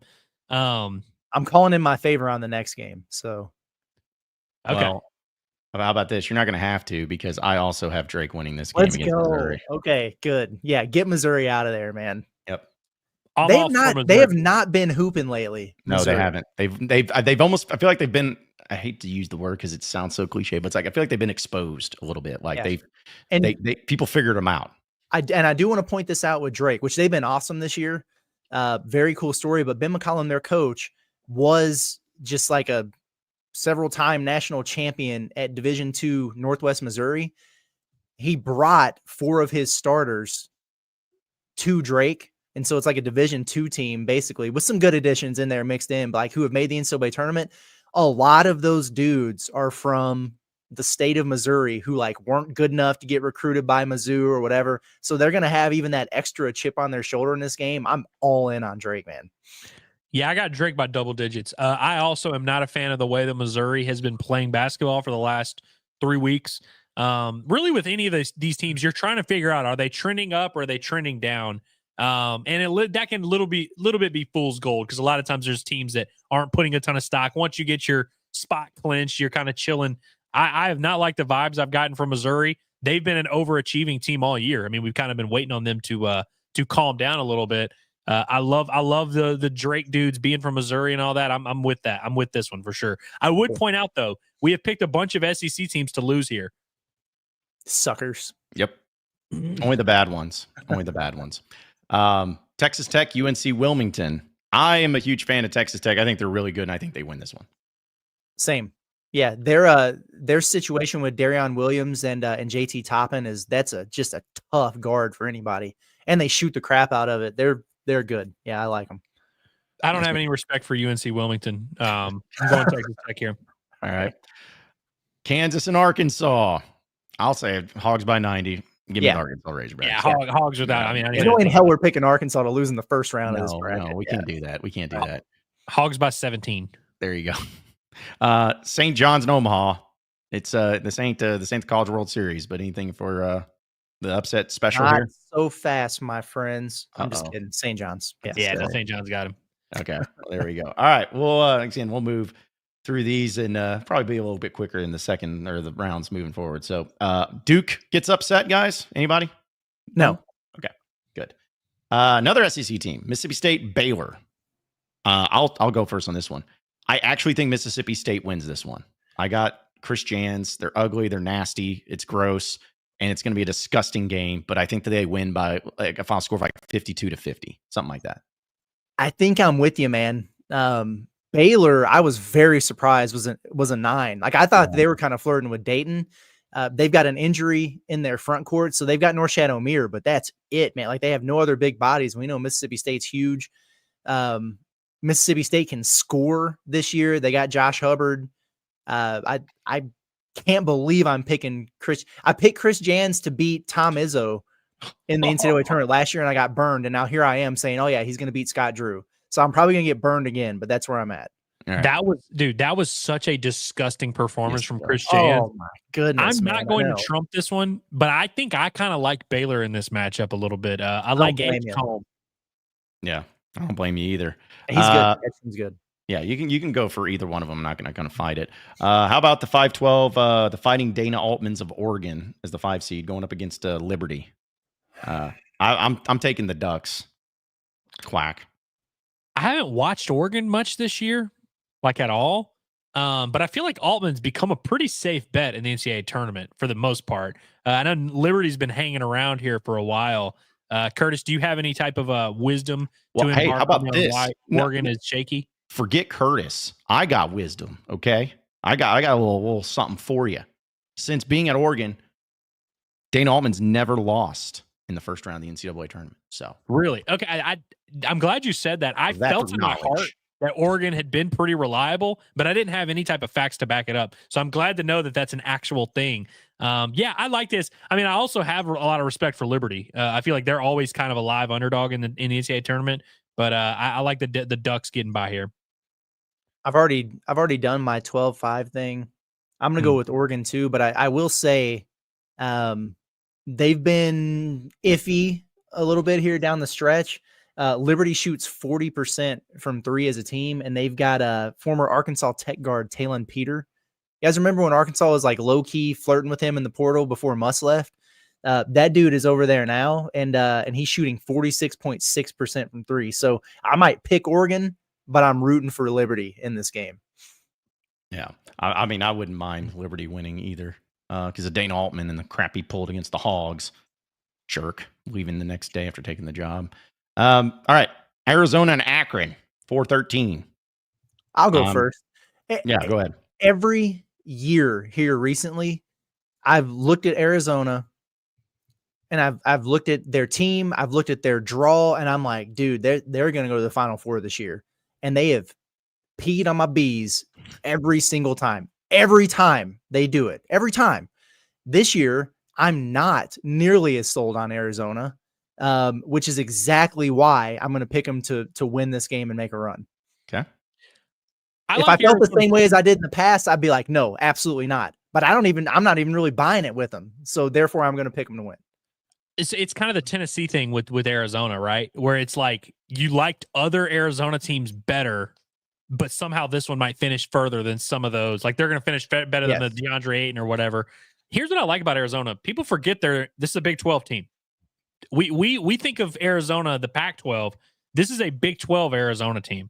And they've been playing a lot of like just really good competition. They've had some good wins. They've had some close losses. But for the same case we've been doing with the SEC teams where we feel like they're prepared for March in the tournament because they've been playing in all these tight games. Arizona, I mean, like just in the last 2 weeks alone, you know, a close loss against Houston, you beat Texas Tech, you beat Kansas, you lose to Kansas, you played Iowa State, you lose by 17. Like they've been against some really good teams. I think they're going to be pretty prepared for March and kind of will overachieve, even though they haven't been that great this year. So yeah, I'm going to go with Arizona as well, just because they have more letters in their name than Akron. Akron's won 21 out of 22 games. I just want to point out something on like every team. They're good. Like Arizona has lost to worse teams in recent NCAA tournaments, but I just don't think it's going to happen this time. That'd be tough for Tommy Lloyd. All right. Well, how about the battle of the 3 letters? BYU as a 6 versus VCU the 11. I'm going with BYU in this one because I think that they just needed a better coach to get going, and they got a new one, and he's great. So better coach BYU team. Give me the Cougs. BYU finally met their match with Houston the other day. Like they needed to see Kelvin Sampson to be brought back down to earth a little bit. They've been on an all-time heater. I love this BYU team, man. They're so much fun to watch. I'm all in on the Cougs. Yeah, I think BYU is like legitimately better than they were last year. I think they were in a 6-11 last year, right? Lost to Duquesne. Yeah. I love this BYU team. I haven't watched much of VCU, but I feel pretty confident in BYU. I'm not even gonna I'm not in none of my brackets. Am I picking VCU to upset them here? All right, so Wisconsin and Montana, 3 seed versus 14 seed. I'm not going to use a trump, but guys, I'm taking Montana. Really? Yep. Wow. Okay. I'm taking Montana with the upset. Can I talk myself into that? Yeah, give me a few seconds to talk myself in. Give me a minute. I'm going to talk myself in. I can't. I got to go Wisconsin. It would be cool to have what's our biggest upset that we have so far, John? I think it might be the Is it a 12-5? Yale over A&M. Oh, yeah. Okay. All right. Well, we've got a couple, though. We've got like 2 or 3. Well, we got like New Mexico over Marquette, if you call that an upset. But yeah, we got Drake over Missouri. Yeah. So I just want to make sure we weren't too chalky here. I like Wisconsin here, I think. It looks like Wisconsin's a can crusher. Like, for sure a can crusher. Is Montana a can, though? Montana is. I like Wisconsin. I'm having a hard time talking myself into it. Okay. All right. I respect the pick, John. Yeah, I respect it too. I'm sorry we shut you down. It's fine. I was just one of those. I'm like, I don't know. I like Montana.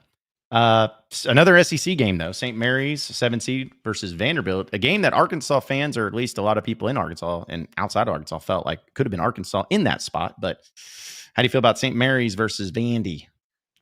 I'm glad it's not us in this spot. I'm just going to say that. I think this St. Mary's is always dangerous.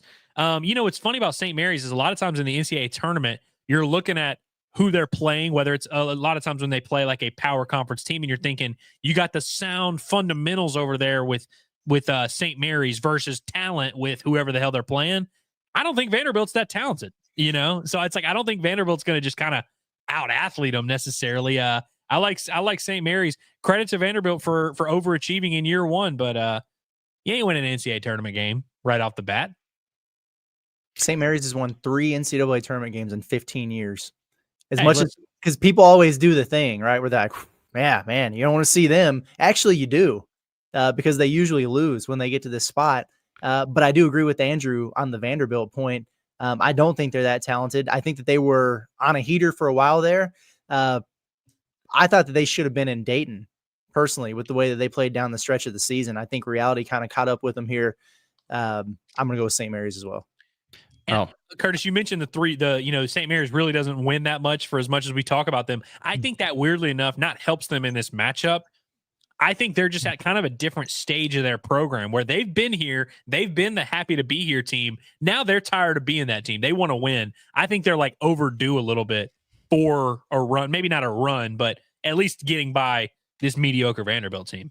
Well, I was actually picking Vanderbilt, but you guys a 2 out of 3 rule. And the reason is because Vanderbilt lost 3, then they won 3, then they lost 3. So I feel like they're going to be back on track and they're going to go to the Elite 8 apparently. So that's the way they do it. Alabama.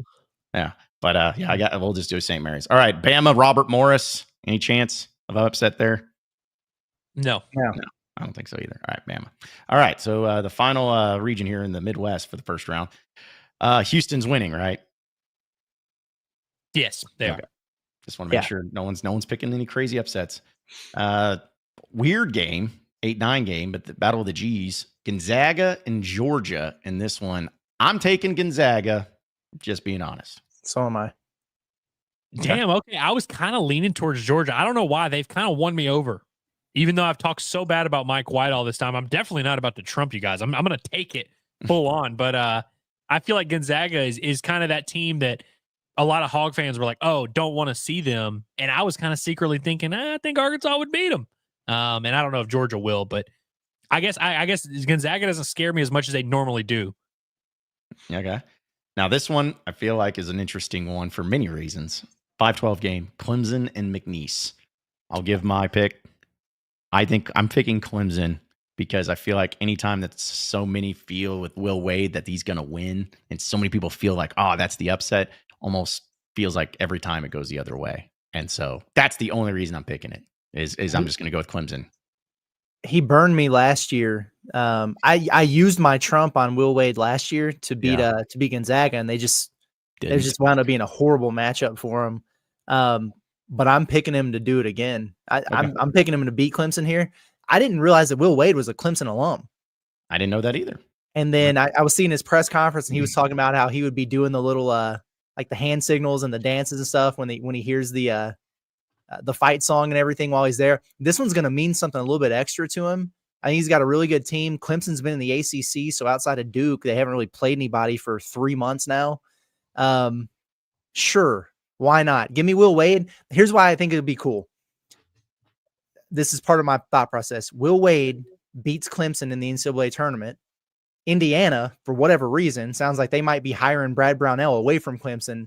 Will Wade takes the Clemson job. That's where I'm at. That's my storyline.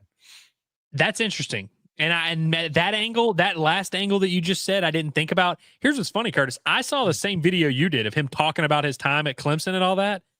It rubbed me wrong. I felt like he was almost, you know what he said? He said, when the ball gets tipped, after that, I'm all McNeese. But like every other day of the year, he's a Clemson guy. But here's the problem, Curtis. As a coach, when the ball gets tipped, that's when your job pretty much ends. You know, like you kind of need to be wired to kill these guys all week. I don't know if Will Wade's going to be wired to kill them. And also, no disrespect to McNeese, you think it matters to him whether McNeese gets an NCAA tournament win or not? It's not going to affect him. He doesn't need an NCAA tournament win to validate himself as a great coach. You're vastly underestimating the American gangster. No, look, listen. I'm not underestimating. Will Wade is a gangster, and I think he's the man. I wonder if he's gonna be wired up to win this one. But Curtis, I'm doing you a solid because you did me a solid earlier. I'm gonna pick McNeese, even though I don't really believe in it. I really didn't expect you to do that. Okay. I didn't want you to have to like use another Trump. You know, I mean, I don't think you were going to do it. There's no way I was going to use it right there, but okay. I like, hey, that's all right. We're blind faith in you, C-Dub. Okay. Yeah. Also, the way that Will Wade was talking about McNeese was kind of like old Texas Tech football coach talking about Arkansas. It wasn't it? He was like a little like he was offering like too much reverence. Yeah. Too comfortable. Remember when John Calipari said that he's pulling for Kentucky every game except February 1st, and on February 1st he kicked their ass? Yeah. I'll just give the opposite example. Fair enough. All right, Purdue and High Point 413. I'm going Purdue in this. If Purdue loses this game, then Indiana is a fraudulent basketball state. I'm going Purdue, but I want to go on record here as we're doing this and say, be on alert. Okay. All right. Sounds good. Illinois 6 versus the possible Texas Xavier matchup in the 11. ILL. Yeah. An Illinois team. I mean, we saw them firsthand. They're good. And Texas, not that good. Yeah. Kentucky and Troy 314. Do we have an upset here? No, I mean, I'm going Kentucky, but we saw Troy early in the year, and they've gotten a lot better even since that game. I do think this could be interesting for a while, but I think Kentucky's will win, and I don't think there will be a lot of drama there personally. Here's what I don't like about this game as a Kentucky hater. Troy can't shoot. Kentucky can't shoot.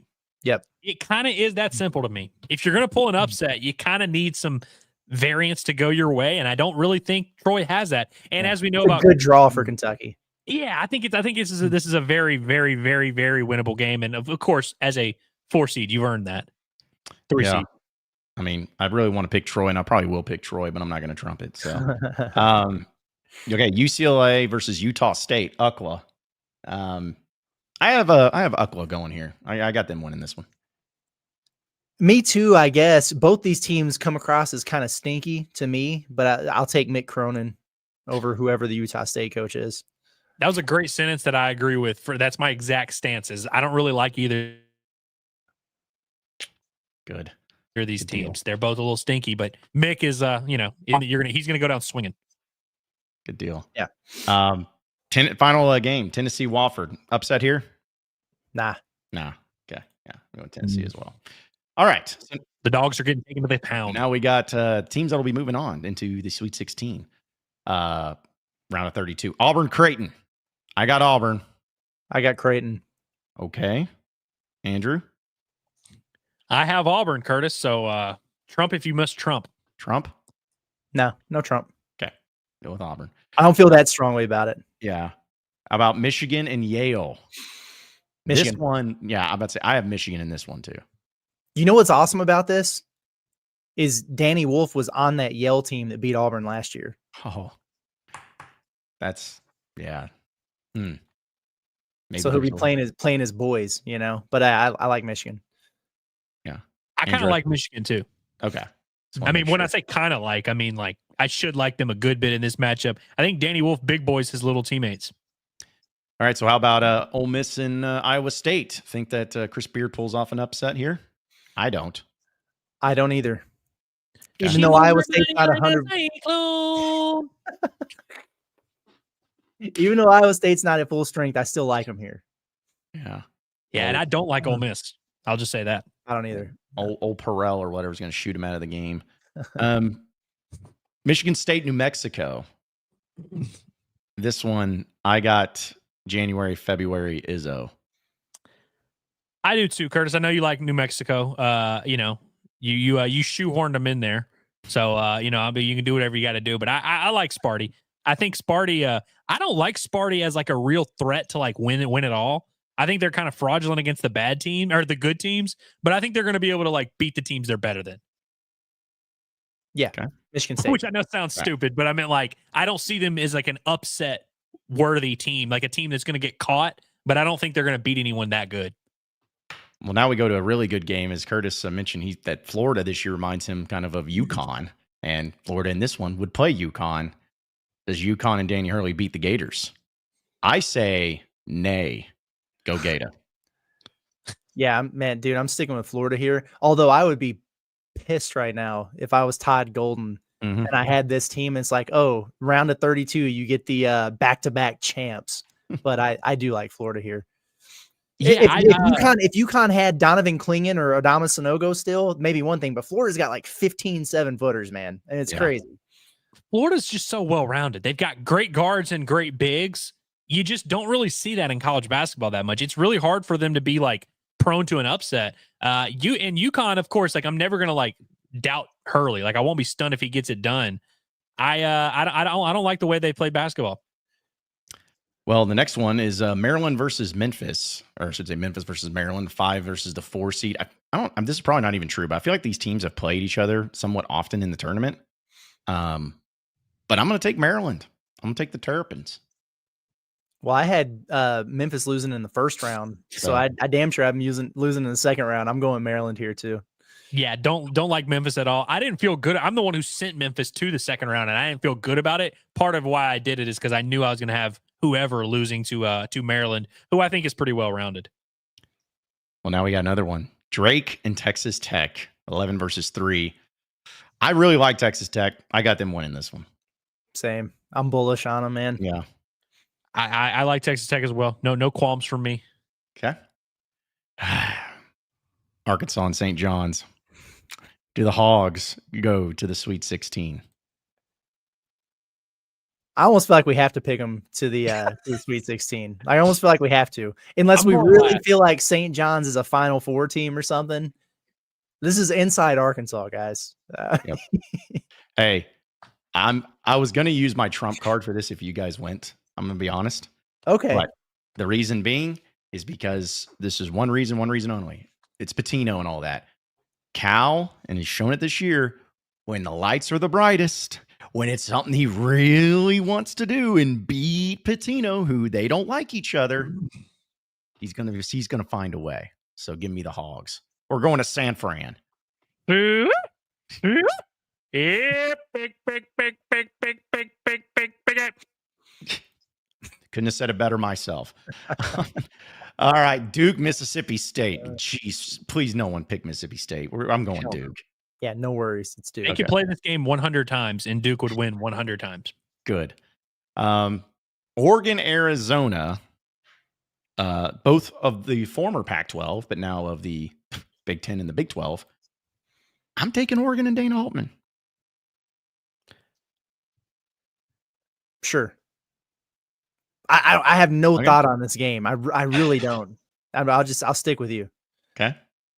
I don't feel nearly confident enough in Arizona to trump it. I want my record to show that I kind of like Arizona in this game. But and again, I haven't watched Oregon a ton. I'm going to lean with Dana Altman here. Okay. There you have that. All right. So how about BYU and Wisconsin? BYU smokes them. See, I thought so too. Yeah, guys. I had Montana winning. So yeah, definitely going with BYU. St. Mary's and Bama. Did this game happen recently? Sounds in the tournament. It did. I feel like it did. I'm getting ready to look. I'm going Bama, by the way, and then I'll let you guys fight over it here. But I want to look this up. John, I'm putting pressure on you right away. Okay. I like St. Mary's here, mostly because I think Alabama is like just a very high variance team that gives up a lot of points. I think they're kind of like they're going to flirt with an upset at some point in this tournament. Ultimately, they're going to be good enough. I just hate Mark Sears. I really don't like that guy at all. Don't like watching him play basketball. I think he's unethical in the way he approaches the game. And I would love to see Bama get beat here. I don't really believe it in my heart, but I got St. Mary's. So John, you're gonna have to send Bama to the Sweet 16 if you want. It was San Diego State, by the way, that I was thinking about that Bama played a couple years ago, not St. Mary's. But. Okay. Well, I'm sorry, Ellis. As much as I hate Mark Sears or Nate Oates and all Alabama, I got to go Bama. I just feel like this is going to be one of those things where maybe like 110 to 98, but I just feel like they're going to score a ton of points. But I'm going to hold my nose doing it, but I'm picking Alabama. Fun fact on St. Mary's also, because we know Alabama, they can go on heaters and knock down a bunch of threes. St. Mary's is a worse three-point shooting team than Arkansas by percentage and volume this season. And I would have never in a million years guessed that would be the case. No. I didn't like that stat. Yeah. All right. Houston and Gonzaga. I'm going Houston. Big Kelvin Sampson fan. Houston. Yeah, I don't like Gonzaga this year. I'm going Houston. Okay. Fighting Will Wade's versus Purdue. I'll go first on this one. I picked Clemson over McNeese, but now that McNeese is here, I think Will Wade's going to Sweet 16 because I think Purdue is always goes far or sucks early. So give me Will Wade, Sweet 16. Here's my issue with this, and really it's my issue with McNeese in general. The Southland Conference is not a serious organization. And obviously, anytime you're talking about a mid-major, yeah, they're coming from a worse conference than a power conference. But the Southland Conference really just ain't got shit going on there. I think McNeese is literally under Will Wade, I think they've only lost 3 or 4 games in that conference. They really have not been prepared for March. And I know there's some teams that kind of fit that criteria, but I just cannot get behind McNeese making a real run here. I can't do it. Okay, Curtis, you're gonna be the one. McNeese played single-digit games at Alabama and at Mississippi State in the non-conference before rolling through the Southland. But it's been a long time since they've been tested there. I listened to a Will Wade interview, and he said they asked him what his ideal matchup would be for the NCAA tournament. And he said, we need a team that doesn't play through their bigs. Purdue does. And he said, we need a team to face a team that has guards who turn it over. And Braden Smith does not. I'm going Purdue. I love the fact that right there. I love the fact that I went against McNeese in the first round and y'all voted me out. Then I go for McNeese in the second round and y'all vote me out in there. So I'm apparently I got McNeese all screwed up. I don't know what they're doing over there. Okay. Illinois and Kentucky. Guys, I got Illini. Big 10. So do I. Big 10 basketball is going to put it to them. I'm damn sure not about to trump you guys for Kentucky. Hell no. Yeah. Would you have picked Kentucky though if it was you filling it out though? Doesn't matter. Okay. I picked Illinois last night. Plead the fifth. All right. That's all we need to know. Tennessee and UCLA. I got regular season Rick going in advance in the Sweet 16. Unfortunately, I think I do too, but I really don't like Tennessee. I really if Tennessee loses in any round, I will not be surprised. But I don't think Mick Cronin really likes his team that much either. Yeah. So I think I'm kind of like going chalk here just because I don't really love either team, and so I'm just kind of going with what's supposed to happen. Same. Okay. Well, fair enough. All right. So we have our Sweet 16 set. So let's go through those. Auburn and Michigan. I know Auburn has struggled a little bit, or at least not looked as good as what they have previously, but I still think they're the best team. I'm taking Auburn. Auburn. Scroll down. Auburn. Okay. All right. 2-3 matchup, Michigan State, Iowa State. I honestly have no idea what's going to happen in here, but for some reason, my gut feeling says pick Iowa State because Tom Izzo, I don't know. I don't like Tom Izzo. So give me Iowa State. Yeah, I mean, Michigan State's they've been really good this year, but one thing they can't do is shoot. Like at all, really. And so that's kind of an interesting aspect of it. Iowa State, on the other hand, they've been so good defensively every year. That's kind of been their thing. They're top 10 in defense this year at KenPom. They're also top 20 in offense now. And they are shorthanded, but they've kind of been that way. And they've been in some absolute, wars there in the Big 12. Despite that, I will go Iowa State here as well. I had no feel for this game. I still don't really have a great feel for it. But I do kind of like a lot of the numbers with Iowa State. They seem pretty dependable, and I don't have a great feel for Michigan State, and so I'm just going to kind of go with Iowa State. One, not to disrupt the rhythm we've got going here, but I think if there were one of these teams were going to make a real run, it would be Iowa State. Okay, now we'll go down to this with Florida and Maryland. I got the Gators. Me too. Yeah, Gators. Again, they're just so well rounded, man. Like and they're playing great basketball right now. I feel good about the Gators. Texas Tech is the 10 seed the 3 seed versus Arkansas as the 10 seed. It's time. It's Texas Tech. We're putting the pig down. I'm putting the pig down.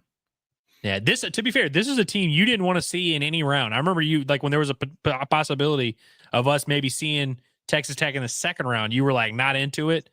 I'm gonna lean on your advice, John. Are you gonna trump? Yep. Okay. All right. So Hogs go to the Elite Eight. Adou Thiero returns, and Yep. He would need to for that matchup. He will. That's what I'm basing it entirely on. It has nothing to do with bias. It's because of the breakdowns. But I don't know. I feel like if Arkansas beats St. John's, they got a full week for us to get Adou Thiero back. Arkansas hasn't been to the Elite Eight in like 3 years. They're overdue. Yeah. It's time. It's time for them to make it back to the Elite Eight. Is that our first real trump? Yep. So mine's done. I know it's shocking that I used it on Arkansas, but it's done. But we'll continue on. How about Duke and Oregon, fellas? Duke. I'm doing Duke. Yeah. Yeah, Duke. Dookie. All right. BYU and Bama. BYU too. I mean, I picked Bama to lose in the round before. Yep. I think Bama's inability to really defend is going to be their downfall. Yep. I'm also going with BYU, so that makes that easy. Houston and Purdue. I'm going Houston in this one. Me too. I'm not going to push back against that. I like Houston. All right. Tennessee and Illinois. I don't know. I'll be honest. But I'm taking Illinois. I just feel like the Tennessee team finally gets caught up to them. I keep thinking I'm getting ready to have to trump y'all on something, but we're kind of thinking alike. I'm with Illinois too. Now, the thing about Illinois is their variance is crazy because they can be Final Four good or like NIT bad. But this was a game that was played in non-conference, and Tennessee won on a buzzer beater. Jordan Gainey went coast to coast in that one. But I like Illinois here too. Tennessee's really, really good, man. And like when Chaz Lanier is hot, then they can look really good offensively. But there are times, man, where they get really, really clunky on that end of the floor. Eventually, you feel like it's going to catch up to them. It always does with Rick Barnes. Yep. I'm sticking with you guys and not trumping anything, more so from a non-Tennessee, like an anti-Tennessee agenda than a pro-Illinois. Like you said, Curtis, very much high variance. I get frustrated when I watch Illinois because every time I watch them, I'm like, why did they play so well against Arkansas and they're not playing well now? Like I kind of get that vibe, but I like them. I like would they hit 23s on Arkansas? Something stupid like that. They can really light it up. And I feel like Tennessee, I feel like I know how Tennessee is going to get eliminated. It's the path you just laid out there, Curtis. I just don't know if it's going to be in the first round or the Final Four. Yeah, I mean, Illinois. It's just like it's not like with y'all. It's not that I feel great about them. It's more about the Tennessee angle. So, all right, to the teams that go to the Final Four: Auburn and Iowa State. I'm taking Auburn. Burn, baby, burn. I like Auburn here. I really do. I genuinely. I'm not even trying to gas up our boy Quinn. I mean, we've liked Auburn all year.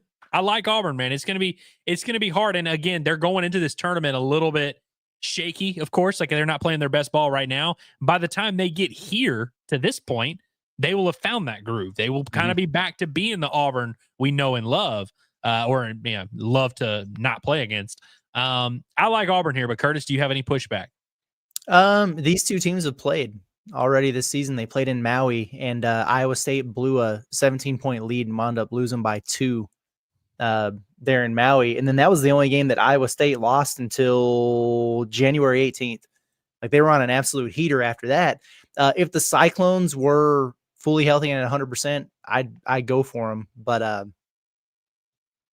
I don't have any confidence in Auburn going into this. That's why I picked them to lose to Creighton in the second round. But like, I don't see these matchups necessarily as ones that'll get them. I think Michigan has a better chance of beating Auburn than Iowa State does. So I got to go with Auburn here. I like that. All right. And I should have trumped it earlier, but I didn't. Well, hey, last year we did a retroactive trump. Scotty did that. That's okay. So we can do a retroactive trump and just redo, Yeah, we could do it. What about Florida and Arkansas? Yeah, Florida. Yeah, we can't send Arkansas to the freaking Final Four, right? I'm not gonna send them to the Final Four. It's Florida. Yeah. I'll do Florida. Although these two teams did play, and it wasn't that lopsided. Can we do the retroactive trump card? Yeah, I just don't want to Michigan over Auburn. Okay. And I just we have Michigan going through too? Like, do they continue? They win all the games that Auburn would have won? I'll leave that up to you guys, but I don't want to go chalk. I don't want to get here and have 4-1 seeds or whatever. I want to mix it up some. Yeah, I mean, it doesn't change anything. Like, do you get for Michigan, Iowa State? Who do we think does that one? See, I kind of, I'm cool to roll with Michigan, honestly. Roll with Michigan. Yeah, I kind of like rolling with Michigan. I do too. I like it's gonna be a Jordan Brand Final Four. So one side is Michigan and Florida. Okay. The other side here, Duke and BYU. Duke. Yeah, I gotta go Duke. they're good, man. They're good. And Houston, Illinois. I'm going Houston. Me too. Yeah, I'm going Houston. I really don't. I don't love Illinois, honestly. So we have 3 1 seeds and a 5 seed. Only one SEC team in the Final Four. So now we get to the championship. Michigan and Florida. What a matchup Michigan and Florida would be. Just the size and physicality there. Yeah. I'm going Florida. I'm going Florida in this one. I'm going Florida too. Yeah. I like Florida as well. I like Florida, and spoiler, I like Duke. All right. So I guess that gives Andrews. What about you, Curtis? Between Duke and Houston. I'll go Houston and make you be the guy that has to decide here. Keep in mind, by this point, Cooper Flagg is back and has scored 26 points in each of his last 3 games. I am also taking Houston. Wow. Yeah. Reason being is because I just really want Kelvin Sampson to have one. Grown adult men facing highly talented freshmen in the Final Four. That's my only thought process. That's all I got. I like Florida. Mostly just because, honestly, I think Duke is like the only. If Duke would have won, I would have probably picked Duke. But Florida, I don't know. They kind of check all the boxes for me, and I think they have like the perfect mix of, obviously they earned a 1 seed with how they played. I feel like they're kind of almost peaking at the right time too. I like So Florida too. So you're taking in the championship. You guys are taking Florida. Yeah. Okay. Well, my Trump is over with. I was gonna take Houston, but I can't trump it. Let me see if I can go back to the first round real quick because I didn't use my Trump. You didn't use your Trump. Yeah, so. You need a Trump. That could shake everything up. Go back to the first round a little bit. Like which side? I mean, I don't know. Let me just scan the board here for a second. Let me go to the top. Let me go to the top. Huh.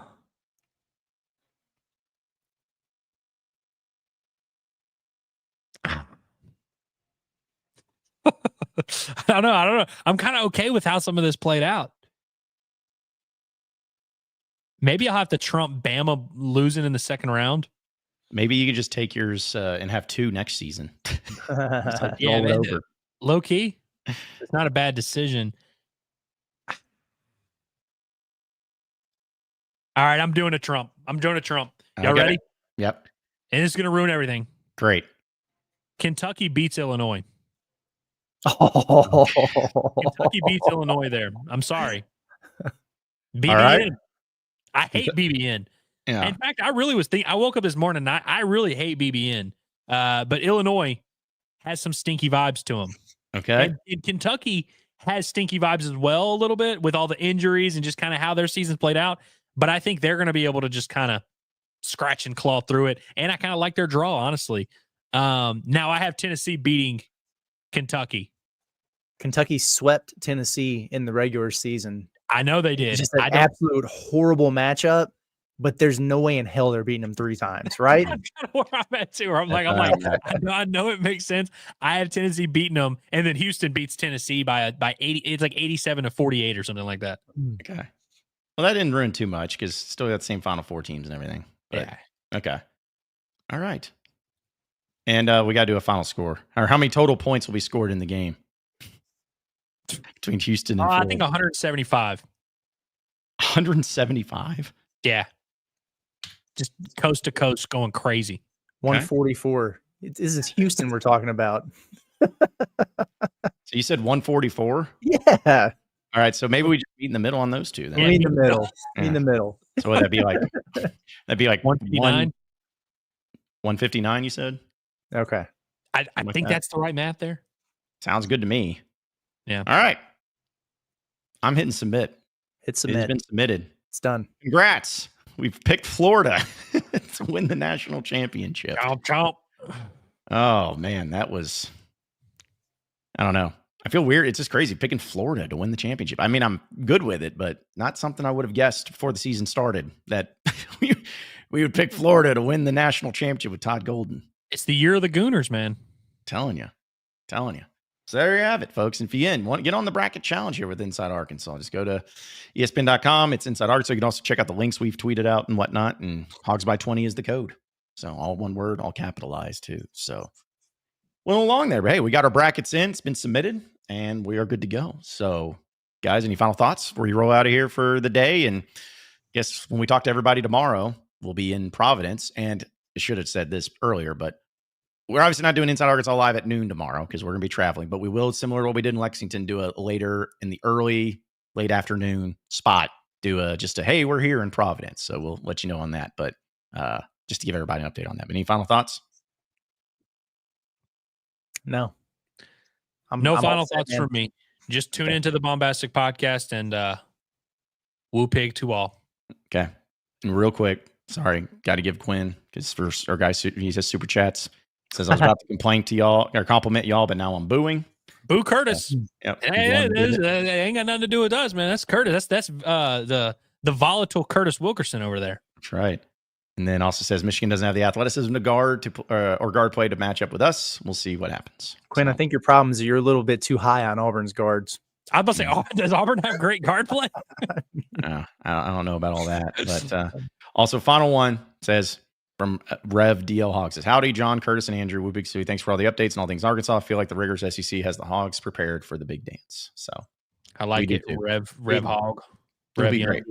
So, yeah, folks, again, really appreciate all of you tapping in with us. It's going to be a great week. It's going to be a lot going on. So bear with us on a lot of the stuff because, none of us have been to Providence before. So we're going to be checking it all out and soaking it all in. So reminder that we will be broadcasting live on Thursday and Friday from Snookers, maybe even on Saturday, do a little pregame action, assuming Arkansas, of course, beats Kansas. So we'll have some fun with that. We'll keep you updated on that, but be sure to subscribe to us here at Inside Arkansas. Follow us on social media at Inside Arkansas. Check out all of our podcasts in the audio form, wherever podcasts are found, whether it's Inside Arkansas Live, Pod at the Palace, as well as the Bombastic podcast. And you can also check out our website at InsideArkansas.com for all the latest and greatest up-to-date information on all things Razorback. So for Andrew Ellis, as well as Curtis Wilkerson, I am John Neighbors. Same sports show, same sports channel. Tomorrow in the afternoon at some point, live from Providence. Have a great rest of your day, everybody. We'll see you then.